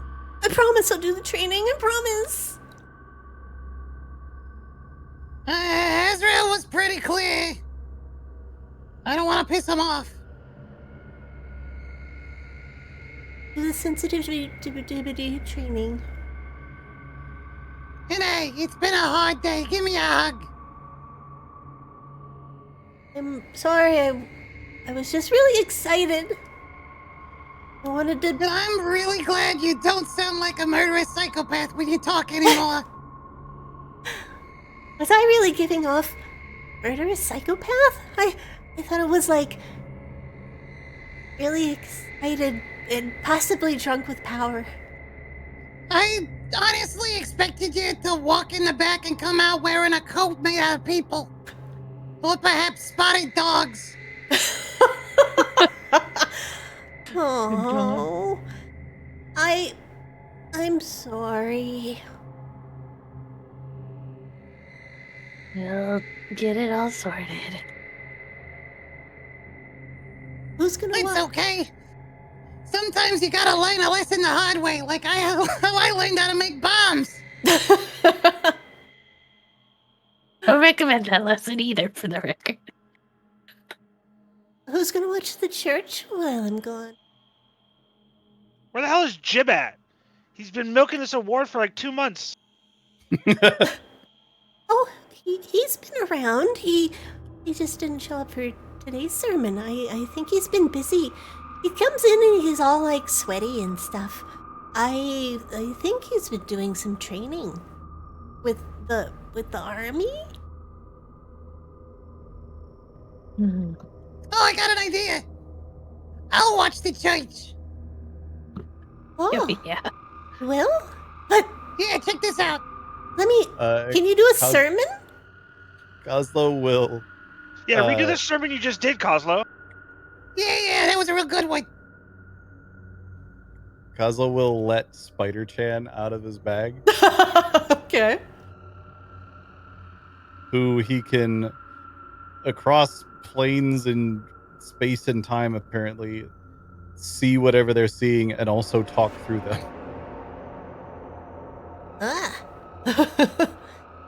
Later. Hey, Spider, guess what? You got a promotion. You're a bishop or something now. Yay! What's a bishop? It's, it can only go diagonally. Kind of useless. Get stuck on the same color the whole time. Huh. We're giving Roxy another Pokemon. I'm sure this won't go bad. But I'll have, the Spider, who I don't think we've ever actually given a proper name. Should probably work on that. What's my name? Good ones. What is my name? What does Master call me? Ah, Surely your beloved spider has a name. yeah, but it's different based on how I'm feeling at the moment most of the time. So it's not like I didn't give you a name. It's like I give you a ton of names all the time. Ah, what is your favorite pet name for me, Master? Through the mind meld. Through the mind meld. Through the mind meld. Not Yeah. in front of her. She's just gonna go, fucking psycho. Does anybody else think that the face spider sounds like a smaller, even more adorable Roxy? Yeah, that's totally not a problem. Yeah, stop stealing my shtick.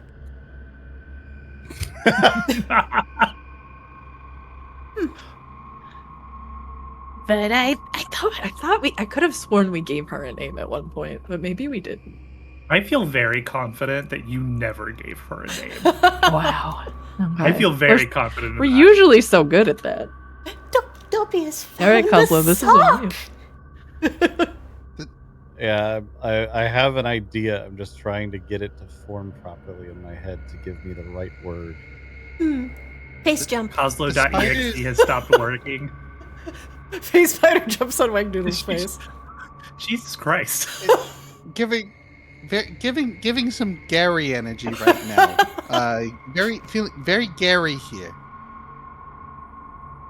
I do not like this pattern of random not Gary. me things that didn't talk to me about it ending up on my face. This is now becoming not that uncommon.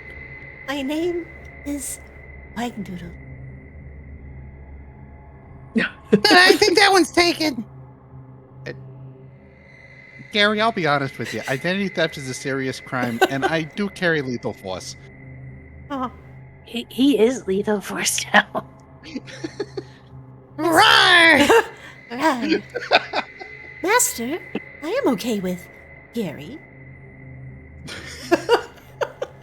Look, we'll call you Gary for now until I can give you a proper name. How about that? Okay. Is the spider gonna start meowing? I feel like it needs to be Gary, comma, for now. My name is Gary. For now, I have both a first name and a last name. How kind, Master. Oh no. Yeah! This is never changing. Yeah, no, I think it's stuck as Gary for now. Forever. Gary for now, green finger.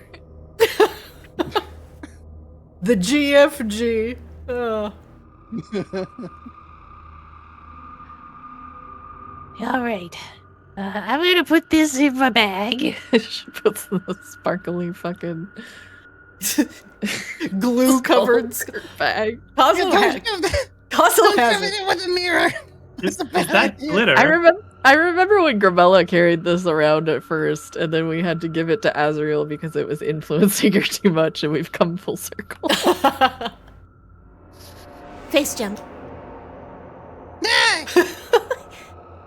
Gary, for now. Yes, Master. All right, you got a job. You're gonna keep an eye on this place. Anything weird happens, you yell at me, and when they need assignment, I'll do that thing we do. Yes, the thing we do. Have me crawl under doors and look for scary things? Well, that's also a thing we do, and we might do that depending on how rich they look, but, more than likely it's gonna be me shouting through you. Ah, yes. Good. Gary for now Just speaks. until Roxy gets back, then I need you back. Gary for now speaks with Master's voice. Yeah. And I speak with the voice of Azrael, so we're playing the weirdest game of telephone right now. I shall No way supervise. the message could get lost in the transit.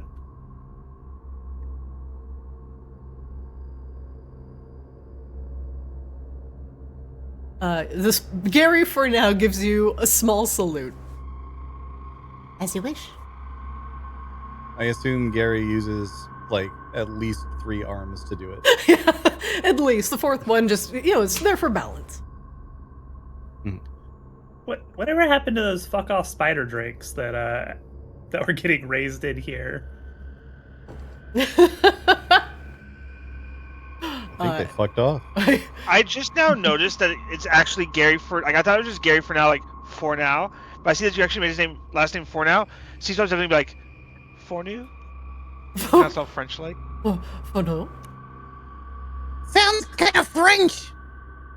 Il est Gary Fornow. Jerry Fornow. Now we have a babysitter. Nice spider?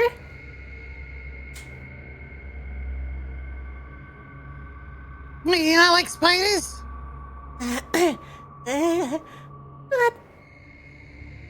Not my favorite choice.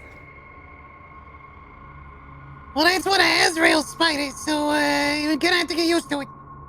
She fears Gary for now. Yeah, 'cause you're big and scary. I do want to go back to my previous question, though. Mostly because now I have some vague concerns for Gary. No, down. I do have some concerns now for the local populace regarding fuck off spider drakes just roaming the countryside. No one's complained about it to us yet. It's probably fine. Oh, no, they're still growing. They're just in the big warehouse out back. I check on them often. What? Okay. So neat. That is a neat thing to learn. They just grow real slow. And they really always hungry. Yeah, if you want to know what I'm actually doing after sermons, it's usually I go hunting. And I get little rabbits. I feed the rabbits to the spider drakes. I just had a rabbit, and one of them I didn't feed to the spider drake. I just tried to raise it from the... By the way, Naturally. now that you've mentioned that, have you kept tabs on that rabbit you brought back? No, it ran Are you- away. I couldn't catch it. It's Are you fine. It's just absolutely it was just a certain? little bunny. Are you absolutely certain it was not consumed by one of those out there? Nope. I Okay. have, No, I'm worried I might have had one of them passengers Azrael was talking about, too. I have no Yeah. idea. So you don't see where there could be a potential problem where you've got what looks like a rabbit, could be a rabbit, could not be a rabbit, ends up in an environment near things that have been trained to eat rabbit. What harm could it do? It's just a little bunny. I appreciate your courage for the scientific method. You do need to consider some variables next time, though. I'll do a proper hypotenuse. Yeah. Work on your hypotenuse, and then maybe think about how you would do it. Don't just run into it. Just don't. You know what? This is fine. We really don't have time to consider that going sideways, but yeah, it's just something to think about. Raine is just so proud watching everybody here show such restraint and such discretion when it comes to ill understood arcane magics. And she didn't have to even say a single goddamn word. She's sitting here like she's halfway through her third bucket of popcorn. Like, Raine could not be more proud right now.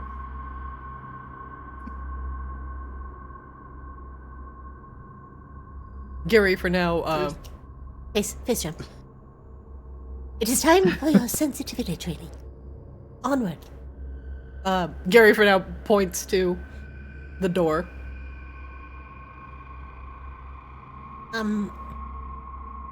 Okay, when I eat this.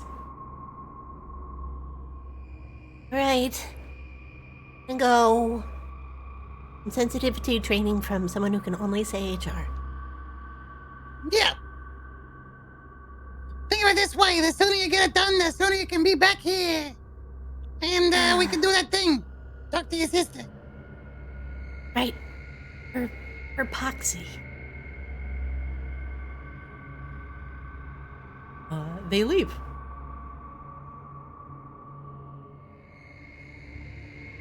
The spider riding on Roxy's head the entire time. Well, you solved a minor crisis, but there might be a rabbit with a passenger somewhere around the city. But that might be a problem for future us. That is a problem for some low-leveling adventurer, like low-level adventuring group. It's fine. Yeah, exactly. Like, look, we have to leave some stuff for the low-level adventurers, or else they're never going to level up. What else did Raine Exactly. spend 3,000 gold to get adventuring guilds here? Good job. You're doing charity work. You're doing Azrael's work. All right. Now the time has come for the War Council. as the night grows deeper. The time has arrived. And slowly, now that you have averted a potential crisis of Roxy resurrecting her sister, you make your way back to House Lunesti, where the leaders of Maginox and others are assembled for a very, very important meeting. One moment, please.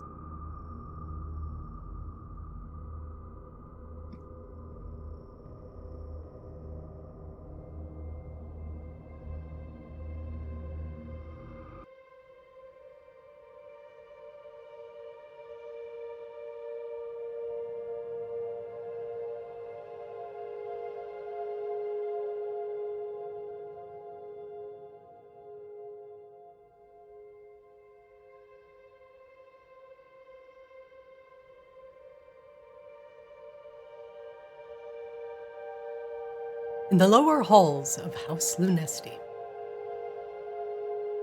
many important figures have arrived. They have all gathered around a long table in the banquet hall, and flanked by two of the most high-ranking army leaders of Maginox. Meeting will commence. At the head of the table, the King of Maginox and Raine's husband, Eris Lunesti, as my kitten is trying to eat my pizza. To the king's right, or actually if he were facing there, it'd be the king's left, his mother, Alara. And next to Alara, as he scratches a scabbed over spot behind his ear, is the Rat King Vermis. Next to him, another shapeshifter, and also leader of the Vampiric Council, Catherine Ravensmouth. Across from her, a welcome and familiar face, one that you have rescued and that owes you a great debt. The Queen of the Court of Mab, also known as the Queen of Air and Darkness. To her left, the reluctant Laryl Hamaki, who has a look on her face like, what am I doing here? But as she still seems to be a respected leader of the surface-dwelling drow, she is trying to put on a strong face. The translucent image of Lena Umbralis, the spectral and undead representative of Maginox, sits neatly in a chair to Laryl's left. Volka stands near a door, one hand on her sword, one ear turned, just to listen for anything untoward coming toward the party. But this is a place of peace, and she probably has nothing to worry about. It is clear that something is on her mind.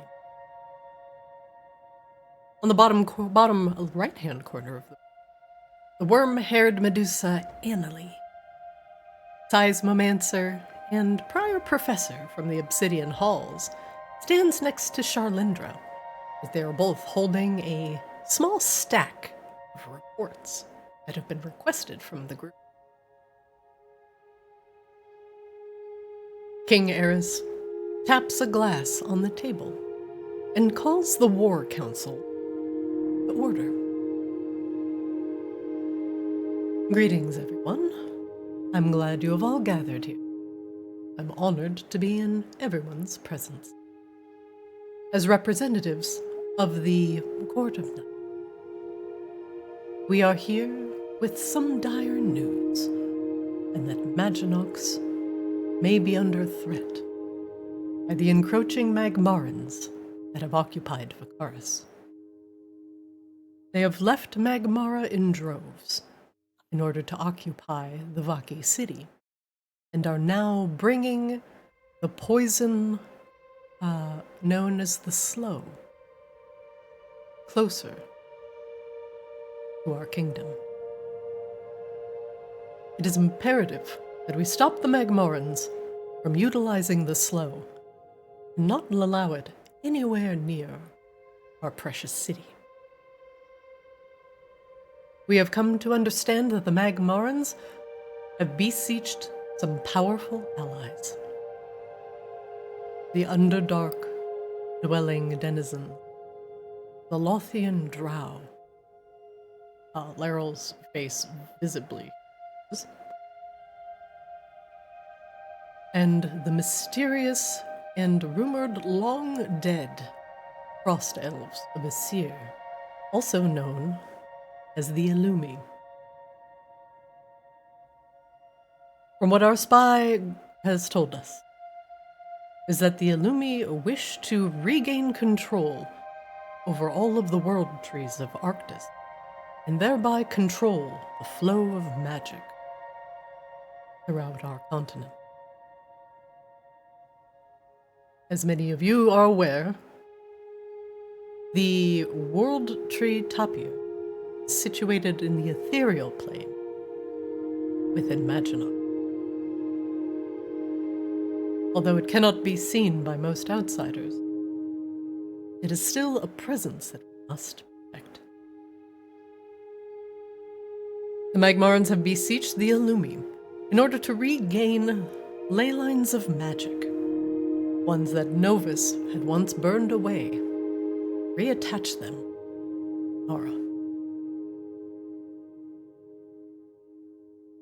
As much as I hate to say, but the Lothian Drow wish to return the Hamaki back to the everybody in the room can hear Laryl's audible gulp. As respected citizens of Maginox, we cannot allow any of this come to fruition. The flow of magic belongs to not one single entity, nor do the Illumi have any right to. The Magmorans, although what has happened to them has been tragic, I wish to seek other ways to return their flow of magic to their city. The Lothian Drow and what they wish cannot be allowed to occur any circumstance. The Hamaki have turned over a new leaf, especially in aiding the refugee Vakarans, and have shown that they too can be a part of that city. Today, we call forth a council of war in order to prepare for the assault from below.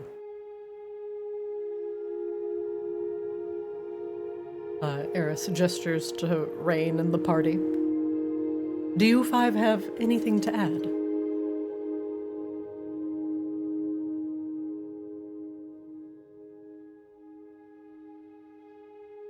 I think you recapped it very well, actually. I like this place. I don't want it to not be this place anymore.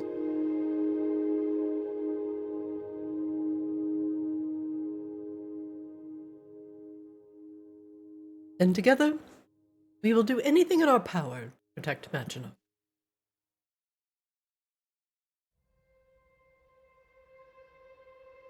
Sorry, and the DM took a slice of pizza. Nice. Charlindra and Annalie.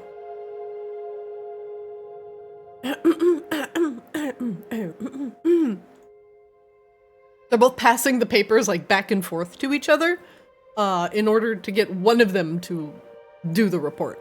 No, you do it. No, you.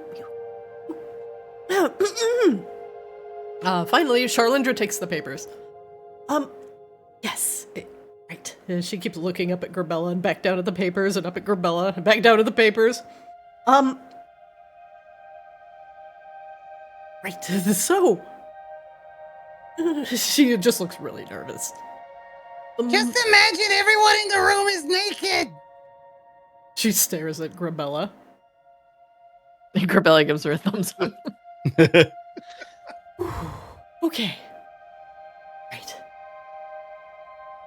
The Magmarans that have occupied Vakaris wish to bring the slow up to the surface. We have deduced that without the use of magic, they will have to rely on pre-existing underground tunnels in order to reach the surface of Polaris. This gives them very limited options in bringing up the slow. One, it's a very, very unstable cargo, so they have to make sure they don't break it. Two, they have to bring it up in such a quantity that if they were to utilize it as a weapon of war, they would have to use some of the larger tunnels, as opposed to the smaller ones that have been created by kobolds.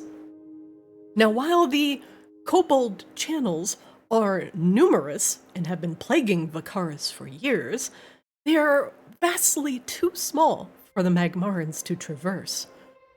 So, this leaves us with very limited Charlindra walks over, puts a map up here, and tapes it on top of this painting. There are 3 major sloping channels that go underneath Maginox that can directly reach Vakaris. Unfortunately, 2 of them are relatively far outside of the city.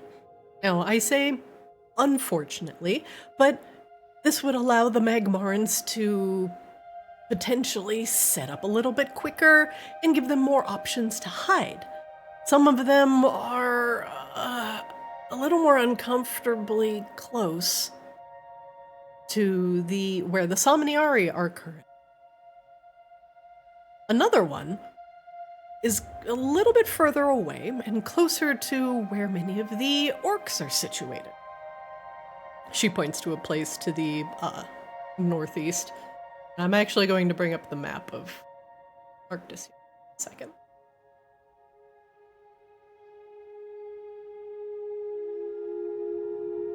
Here's my map.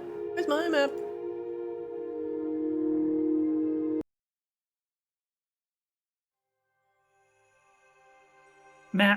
Map. Who's got the map?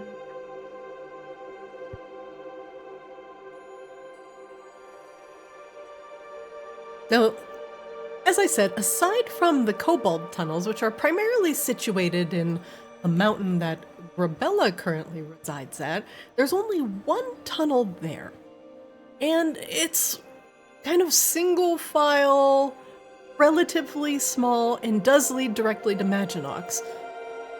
But it really only goes from Grabella's lair to Maginox. And not really directly to Vakaris. Not something we directly have to worry about.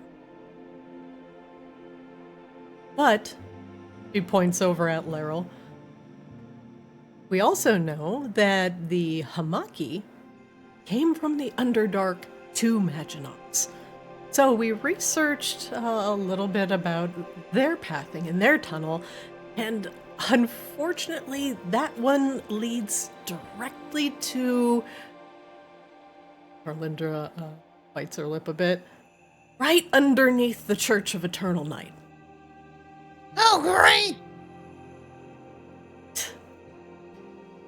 Which is where the Hamaki came from when they escaped the Underdark. But now that the church has been renovated, that's been covered and sealed.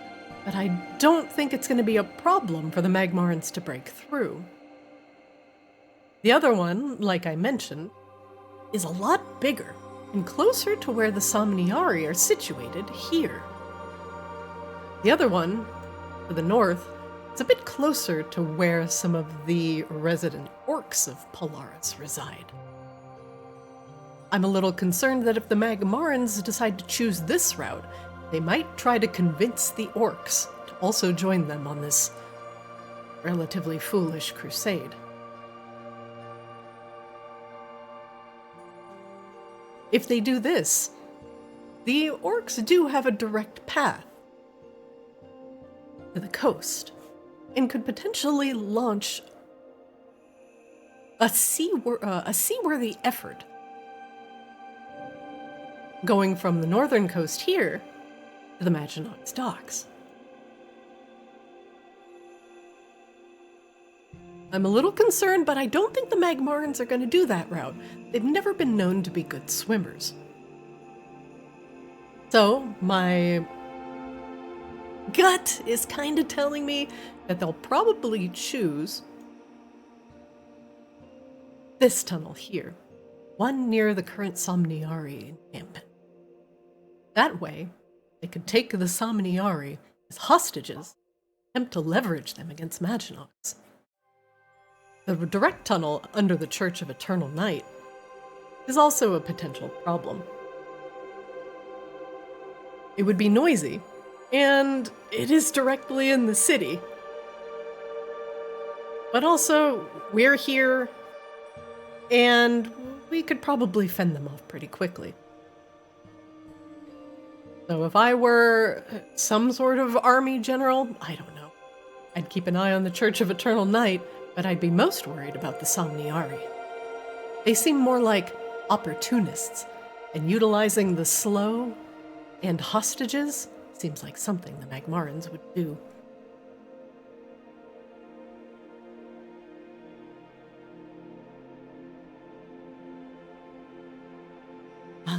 Do we think it's possible that they might take a multi-front approach to this?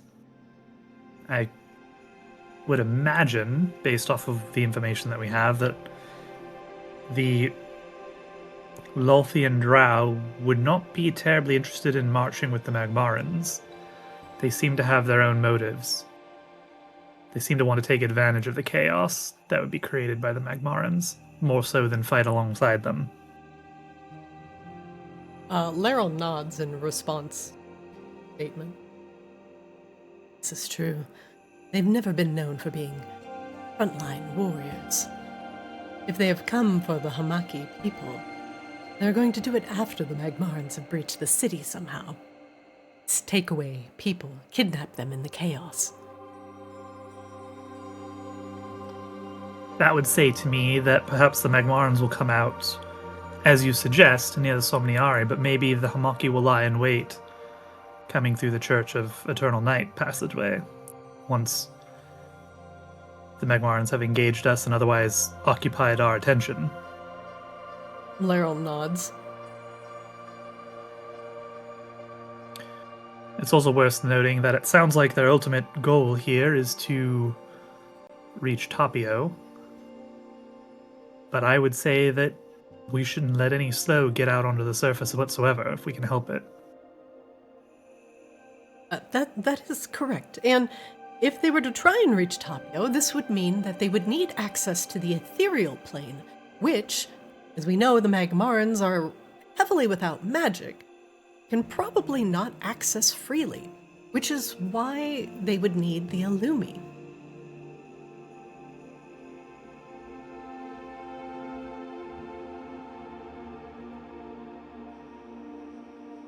Worst case scenario is that the Illumi would bring in the Magmarans through the ethereal plane, leaving only Lena Umbrellis and her people able to defend. Now, I have some familiarity with plane shifting spells. Moving an army through another plane would take an unfathomable amount of power. Alara looks up. Forgive me, the Illumi, I've only heard them to be powerful sorcerer mages. Is this something that they could possibly do?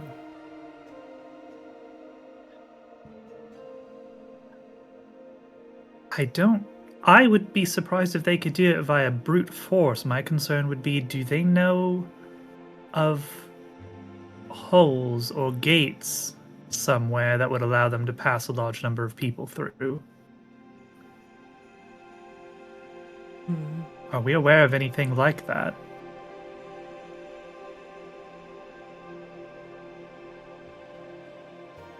Would the audacity count? No, the audacity still requires quite a bit of effort to move. And it's only the audacity that can move, and it still requires somebody casting the spell. I'm concerned about is there some kind of semi-permanent passageway that we're not aware of, or that somebody here is aware of, that could take a large group of people through the ethereal pathways.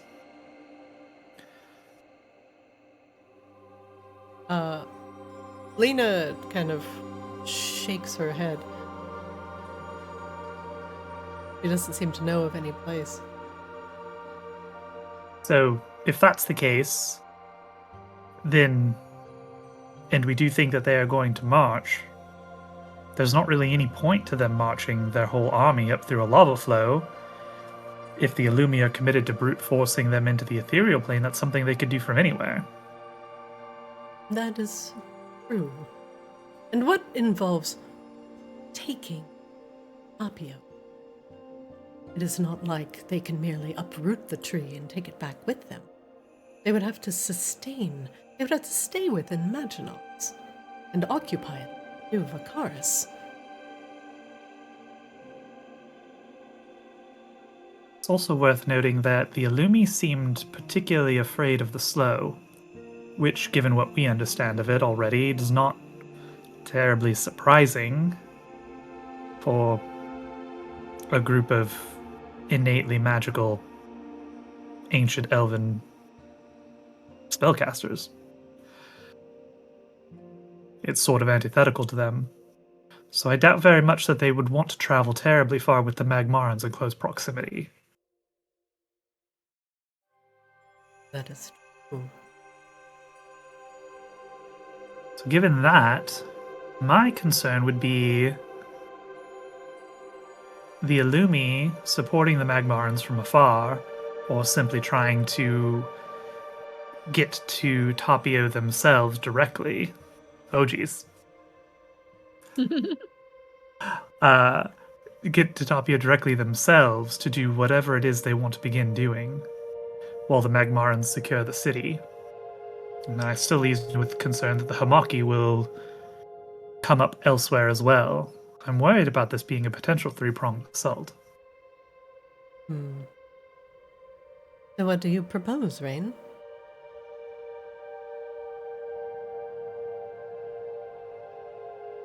We currently don't have the standing army to protect three from. Well, we don't need to protect against three armies.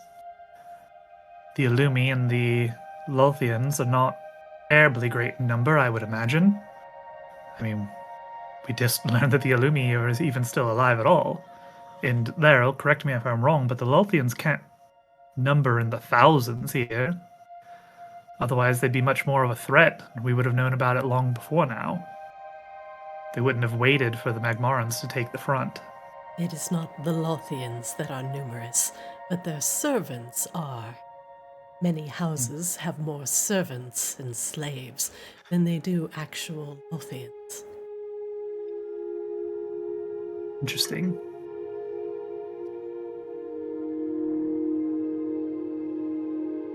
It would be feasible for a single general to have a veritable army at the back.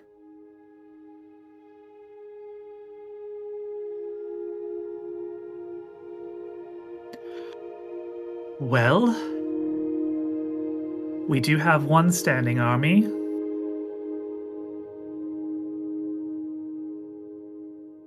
And we do have the brass army as well. Yeah. I would propose that we probably align the brass army against the Magmarans themselves, as it is inherently resistant to the effects of the slow due to the Fronian brass. Is that not correct, Wangdoodle? No, that's about right. If you don't mind me saying though, while we're on the topic,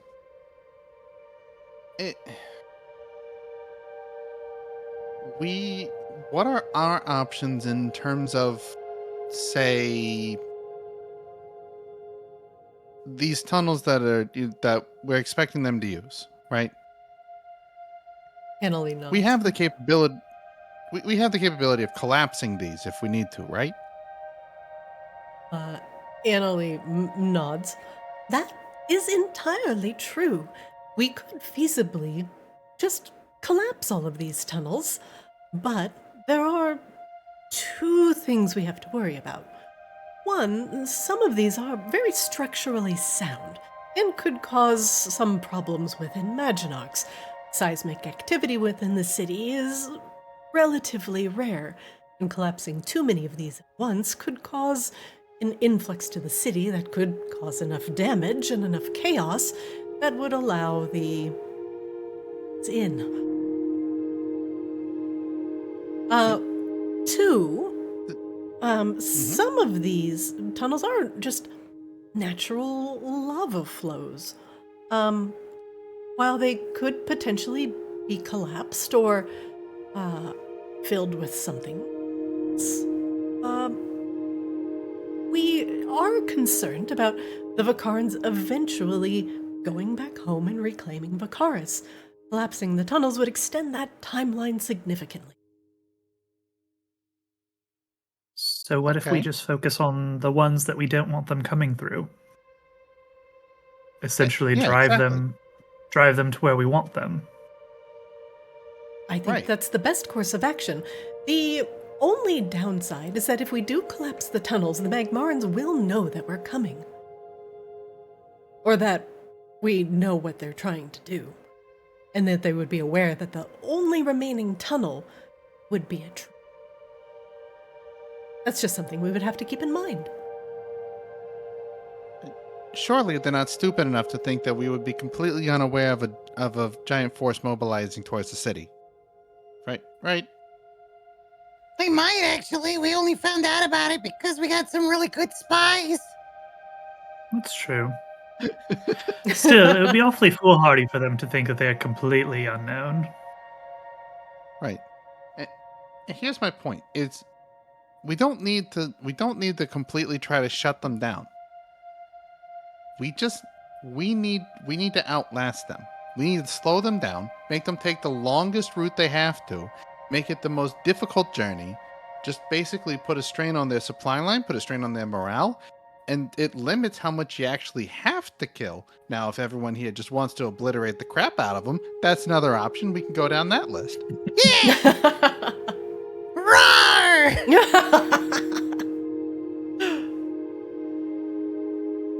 We do know that a fair amount of the Magmarans are conscripts as well.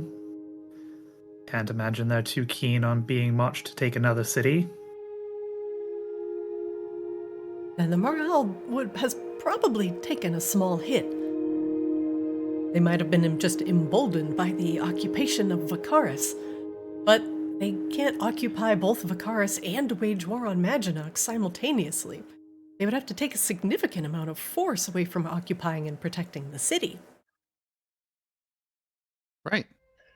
Then you bring the morale down. You get the conscripts to start mutinying because they don't have enough supplies to go around. They're tired of marching through things that would otherwise basically kill them. And the other option is being killed. So yeah, you do that. All of a sudden, you don't have to worry about fighting them. They're too busy fighting themselves. So distrust through the Magmarans? Also a good idea. A little bit of psychological warfare, Wangdoodle? Professor Wangdoodle? Yeah, propaganda, my favorite. Except I usually just call it advertising. Efficacy in warfare is kind of our thing. Well, Is it thought as well? If they're gonna be pulling people out of Vakaris to come after us, maybe it's a good time to get a small team down in there and fuck up what they got left over. What if we just had a really big bomb? Settle down, Annalie. Kazo just looks like this is the most beautiful thing you have ever said. You or anyone has ever said. I think you just made Cosmo pregnant. I think I might be pregnant. Charlender frowns a little bit at this. We want to keep this city intact and Yes, of course. So I propose this. What if we do seal up the tunnel near the orcs? It concerns me for a number of reasons. One, it's very far away and it's difficult for us to do much about without alerting the orcs nearby. And two, it feels like it's the hardest one for us to effectively defend without the Magmarans getting some kind of a foothold. And then we align Employ our the kobold. forces against the two that are near to us. This is definitely what I was going to suggest, but I'm glad you said it first, Queen Raine. Cannot tell who's talking each time, Trellinder sorry, or Annalie. it's Annalie. It's Annalie. Okay.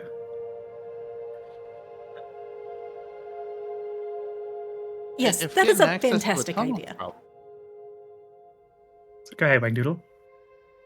It's just if getting to the tunnel's a problem and you don't want to use, alert the orcs, use the cobalt tunnels. Supply explosive charges, set them down in the tunnel, create enough seismic disruptions to settle it in on itself.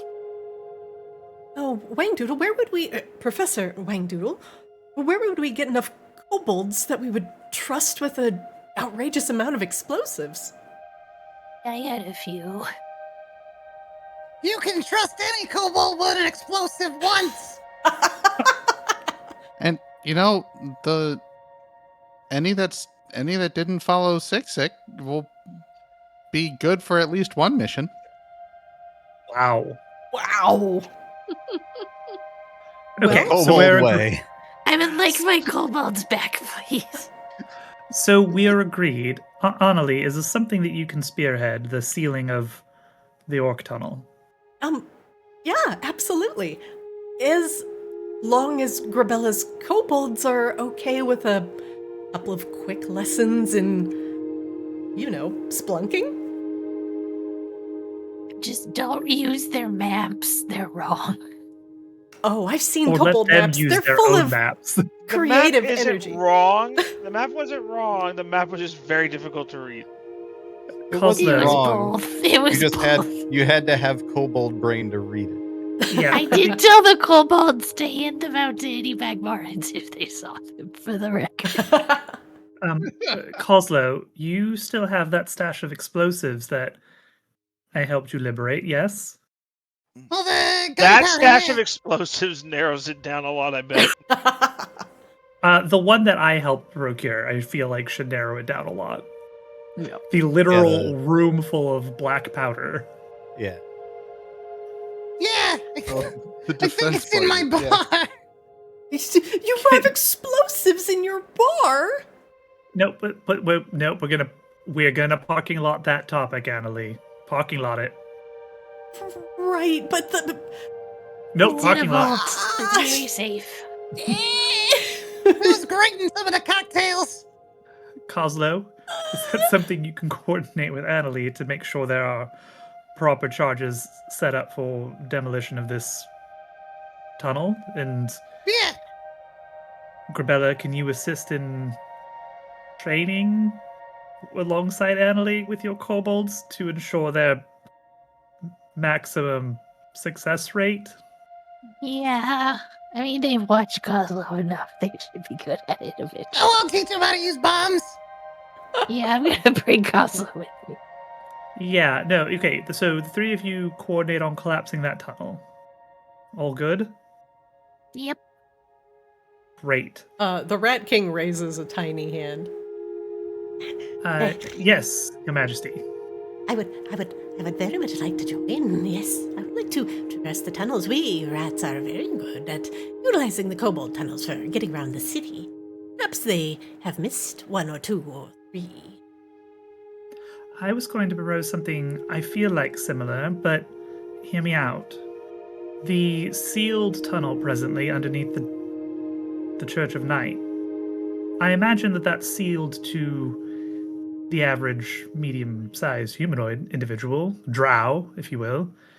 I have to imagine that there's a lot more entrances and egresses that could be utilized by you and your people, Vermis. Oh, yes. They are numerous and even smaller than a kobold. Only a fat rat could squeeze through. Perhaps you could assist in trapping that one for our Lothian friends? Oh, yes. This pleases us. This pleases the Rat King. The Rat King shall remember this. Ah, yes. Everyone loves to trap the rat, but what when the rats trap back? Yes, yes. Feels like one of those big thoughts. It's like I always say, if you give a rat a trap, you got a trapped rat. But if you give a rat a cheese, then you got a rat that has some cheese now. Ah, great. Great wisdom, yes. Perfect. Love that. Yes, wait. What do we do when we trap the drow? Do we...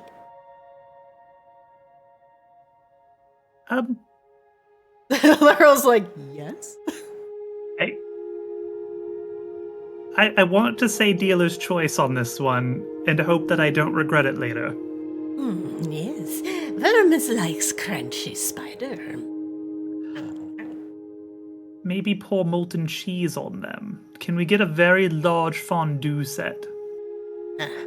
Mozzarella sticks! All you Arborian. can eat! Arborian has given us... Den! Arborian gave us lots of cheese, but not that much cheese. My god, I forgot that Bonsai gave them like a truckload of cheese. Yeah, that's right. I did forget that happened. Well, I'm going to say your choice in terms of what happens to anybody going through there. I just don't want you to overly expose yourselves. If you feel like there's too many of them and that they're going to try and unseal the tunnel, perhaps pull back, let us know, so we can at least prepare for that. Your goal is really only to slow them down. Yes. Unless, of course, you rout them, in which case, bon appetit. Ah, yes. Very good. Bon appetit. Yes. Did you say if they rat them? It's not what I said, but Coslow, for the sake of your aura, I'll allow it. Vermis cannot wait to feast on the innards of many spiders. Is Coslow dumbfounding aura the council right now? Is that what's happening? Clearly. But it's okay. It's passive. It happens. We understand. Mm. Your aura is priced in, Coslow. Exactly. You get a tax deduction. Lena raises a hand. Yes, Lena. You don't have to raise your hand. You can just speak. It's fine. I feel that the Umbrellans would be most useful in the defending of Tapio. We are already creatures of the ethereal plane, and can access him readily, with your permission, of course. I agree wholeheartedly. However, Lena, there is an additional thing I'd like to speak with you and Alara about once we've concluded this council. If you... Of course.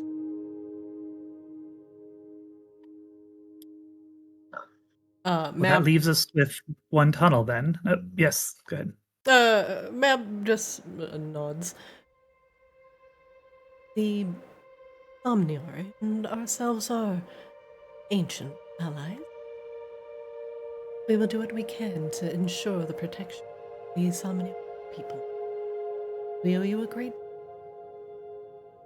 and feel like we could be strong. Just in case they might decide to get a little opportunistic.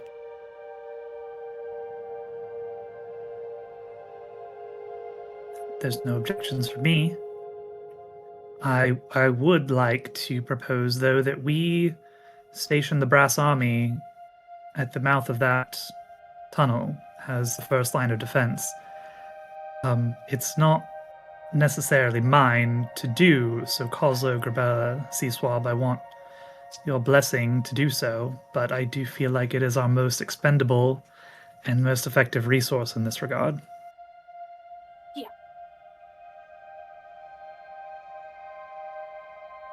Annalie So if you're all in agreement. nods and raises her hands. Then, looks like we have an agreement. We will make sure all of the tunnels, but one, are entirely inaccessible to the Magmarans. Everyone in the War Council nods in agreement. Approximately. I mean, Vermis and, his people will do what needs to be done, but I don't think we need to additionally seal up the Church of Eternal Night. We should be aware that that is something that they could still pour from if things go bad in there and they're able to avoid a lot of traps, or there's too many of them. So we should have something in reserve to protect us on that front. Which I would like to propose. Volka, if you and the newly minted guard can stay closer to the city, with an eye out on the church in particular. It will be done. She claps a fist to her chest. The protection of Maginox in our hands.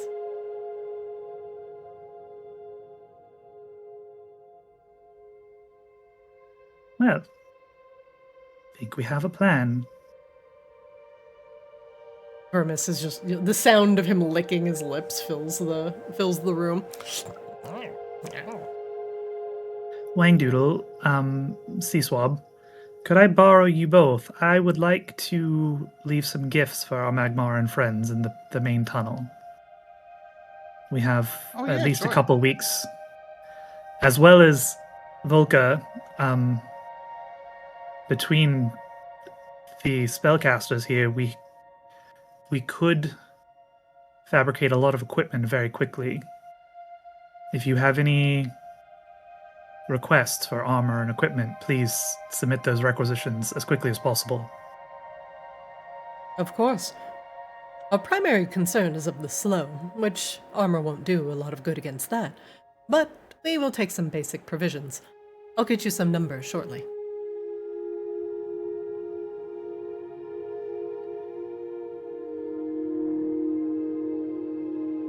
Great. With that... Alright, everybody, hands in the middle. Go team. Team. The rest of the War Council leaves, except for Lena, Alara,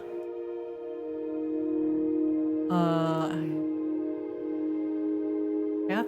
You guys want Catherine? Oh, and Catherine's obviously on comms. Oh yeah, Catherine's on comms perpetually. Catherine's always on comms. Yep.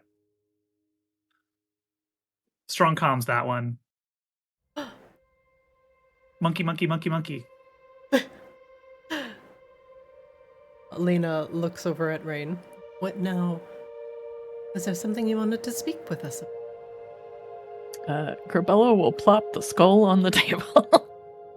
Yes. Lena literally doesn't recognize it. It's just covered in gems and bedazzled. eyelashes. It's just too much. What is that? Remember a bajillion years ago when you sent us to go look for this? She looks at Lena. Don't remember sending you to look for anything. What is that? Is that That's Narcissus' skull. Yep. What? What happened? What? You know, Azrael thought it was prettier this way. We're not going to talk about it. Azrael may or may not have been bored sitting at his desk decorating it. Let's see. So, why is it here? Well, we'd like to discuss the topic of Narcissa Soulblight. And that is where we will end the session for today. Love it. As the bedazzled skull is slammed upon the table, freeing a few of the glued-on gems in the process.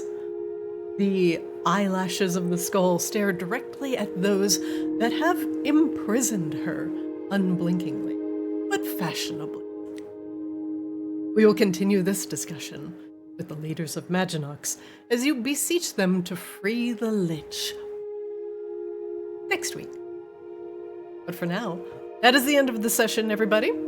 Great session. Got a lot done. Got a lot answered. And you might have a slightly undead rabbit with who knows what is attached to it, roaming around the outskirts of the city. Maybe it'll do you a favor and eat a couple magmarins. Who knows? Oh, that's an option. Roxy, we changed our minds! Bring as many rabbits back as you want! Send them into the tunnels! That feels like the Australian thing where they like had too many frogs, so they brought in a bunch of snakes, and they had too many snakes, so they brought in a bunch of like gophers or whatever. Yeah. Too many magmarins, so we released a bunch of undead bunnies. Now we have too many undead bunnies. What do we need now? Now we need undead foxes. Now we have too many undead foxes. Oh god. Well, now that we're going to ruin the ecological landscape of Maginox, we'll leave those decisions to you all for next session. Thank you all for joining me this week. I will see everybody next Monday, 6 o'clock p.m. as usual. Sound good? All right. Sounds good. All right, thank you for the lesson in morality, and I will see you guys next time. Oh my god. It was an episode of Full House, you guys. Good night, y'all. Good night, everybody. All right, chat, that is the end of Arctis for today. Thanks for watching. Thanks for hanging out, chat. I appreciate all of you. Run Wild, thanks for the first time, chat. I can't unhear any of this. Agree. Amy, thanks for hanging out in chat. Pwog, what's going on? Thank you guys for the session, lurking, and supporting Arctis. Appreciate all of you. If you want to catch our VODs in full, you can go check us out on YouTube at ArctisDD. We have all of our full sessions, 3 hours long on YouTube. We've got about 5 years of content. Unending content. So check us out. We are a small YouTube channel, so all your likes and subscribes are greatly appreciated. Want bite-sized parts of our sessions? Check us out over on Play Arctis on Twitter, TikTok, and Blue Sky, where you can find our funny shorts and get in a couple laughs. I'm your DM, Zarina. Thanks again for hanging out. Thanks for lurking in chat. Hope you had a good night. Hope you have a great week. See you next time.